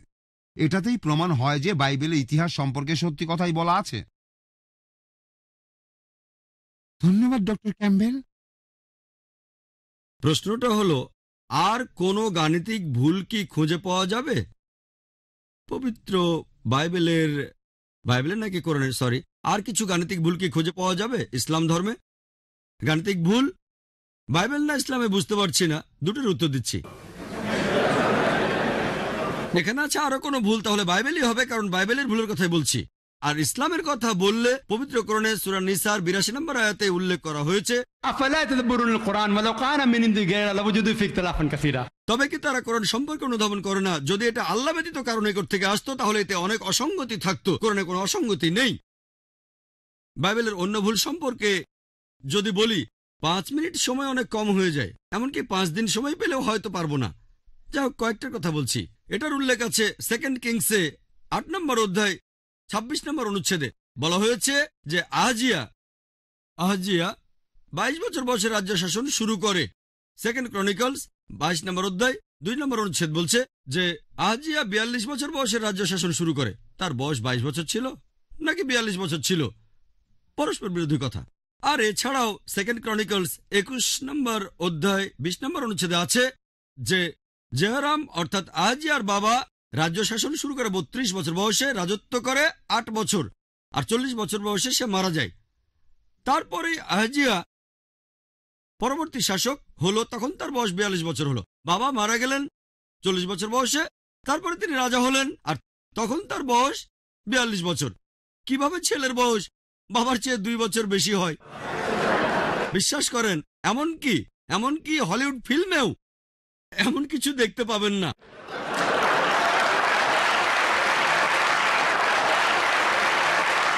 হলিউড ফিল্মে আপনি ইউনিকর্ন দেখতে পারেন, সেটার কথা আমি আগে বলেছি। ককরোটাইজ দেখতে পারেন, বাইবেলেও এটা বলা আছে। ককরোটাইজ আর দেখতে পারেন ড্রাগন, সর্পদানব, কিন্তু সেখানেও এটা দেখতে পাবেন না যে কোনো ছেলে তার বাবার চেয়ে 2 বছরের বড়। এটা কোনো অলৌকিক কাজও নয়। অলৌকিকভাবে এটা সম্ভব নয়, অসম্ভব। অলৌকিকভাবে কুমারী মায়ের গর্ভে জন্ম নিতে পারে, কিন্তু অলৌকিকভাবে এটা হবে না যে ছেলে তার বাবার চেয়ে 2 বছরের বড় হতে পারে। এরপর যদি পড়েন, বাইবেলে উল্লেখ আছে 2 স্যামুয়েলস 24 নম্বর অধ্যায়ের 9 নম্বর অনুচ্ছেদে যে সেখানে যেসব লোক যুদ্ধে অংশ নিয়েছিল তাদের একটা লিস্ট দেয়া আছে। 2 স্যামুয়েলসে 24 নম্বর অধ্যায় 9 নম্বর অনুচ্ছেদে বলা আছে যারা যুদ্ধ করেছিল, 8 লক্ষ মানুষ যুদ্ধে অংশগ্রহণ করেছিল, আর ছিল জুডার 5 লক্ষ মানুষ। যদি আপনারা অন্য জায়গায় দেখেন, 1 ক্রনিকলসে 21 নম্বর অধ্যায়ের 5 নম্বর অনুচ্ছেদে বলা আছে যে 11 লক্ষ মানুষ সেই যুদ্ধে অংশগ্রহণ করেছিল। তারা ছিল সবাই ইসরায়েলবাসী, আর 10,460 জন জুডার লোক যুদ্ধে অংশগ্রহণ করেছিল। সেখানে কি 8 লক্ষ মানুষ যুদ্ধ করেছিল ইসরায়েলের লোকজন, নাকি 11 লক্ষ মানুষ ছিল? জুডা থেকে কি 5 লক্ষ লোক এসেছিল, নাকি 10,460 জন লোক এসেছিল? এটা একটা পরস্পর বিরোধী তথ্য। এছাড়াও এটার উল্লেখ আছে পবিত্র বাইবেলে, আছে 2 স্যামুয়েলসে 6 নম্বর অধ্যায়ের 23 নম্বর অনুচ্ছেদে যে মিশেল অর্থাৎ সলের মেয়ে, তার কোনো সন্তান ছিল না। 2 স্যামুয়েলসে 21 নম্বর অধ্যায় 8 নম্বর অনুচ্ছেদে আছে সলের মেয়ে মিশেলের 5টা ছেলে ছিল। এক জায়গায় বলা হচ্ছে নিঃসন্তান, কোনো ছেলে মেয়ে নেই, আরেক জায়গায় 5টা ছেলে। এরপর যদি আপনারা পড়েন বাইবেলে গসপেল অফ ম্যাথিউ 1 নম্বর অধ্যায় 16 নম্বর অনুচ্ছেদে বলা হচ্ছে যীশুখ্রিস্ট এবং তার বংশপরিচয় সম্পর্কে। এছাড়াও আছে লুকের 3 নম্বর অধ্যায়ের 23 নম্বর অনুচ্ছেদে বলা হয়েছে যীশুখ্রিস্টের বাবা জোসেফ, তার বাবা হলো জ্যাকব। ম্যাথিউ 1 নম্বর অধ্যায় 16 অনুচ্ছেদ আর লুক 3 অধ্যায় 23 অনুচ্ছেদে যিশুর বাবা জোসেফ এবং তার বাবা হিলি। এখন যিশুর বাবা জোসেফের কি 2 জন বাবা ছিল? যার 2 জন বাবা তাকে আপনারা কি বলে ডাকেন? জোসেফের বাবা কি হিলি নাকি তার বাবা জ্যাকব? একদম ধন্যবাদ পরিষ্কার কথা। ডক্টর নায়েক, আপনাকে অনেক ধন্যবাদ। আমাদের মধ্যে আছেন বিখ্যাত আন্তর্জাতিক ইসলামী বিশেষজ্ঞ ডক্টর জামাল বাদাউই, আর ইসলামী রিসার্চ ফাউন্ডেশনের পক্ষ থেকে আমি অনুরোধ করব ডক্টর জামাল বাদাউইকে যেন আজকের এই অনুষ্ঠানে ডক্টর জাকির নায়েকের লেখা বইটা উপস্থাপন করেন, the Quran and the modern science, compatible or incompatible. Doctor Jamal Badawi এখন এই বইটার উদ্বোধন করবেন। বইটা মাত্র কিছুদিন আগে ছাপানো হয়েছে, আর এই শিকাগোতে আজ এই অনুষ্ঠানে বইটা প্রকাশিত হলো। হ্যালো, আমার মনে হয় এটা হলে সবচেয়ে ভালো হয় যদি ডক্টর জাকির নায়েক নিজেই এই বইটা ডক্টর উইলিয়াম ক্যাম্পবেলকে উপহার দেন।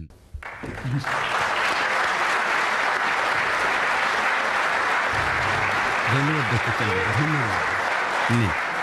আমার পক্ষ থেকে ঠিক আছে।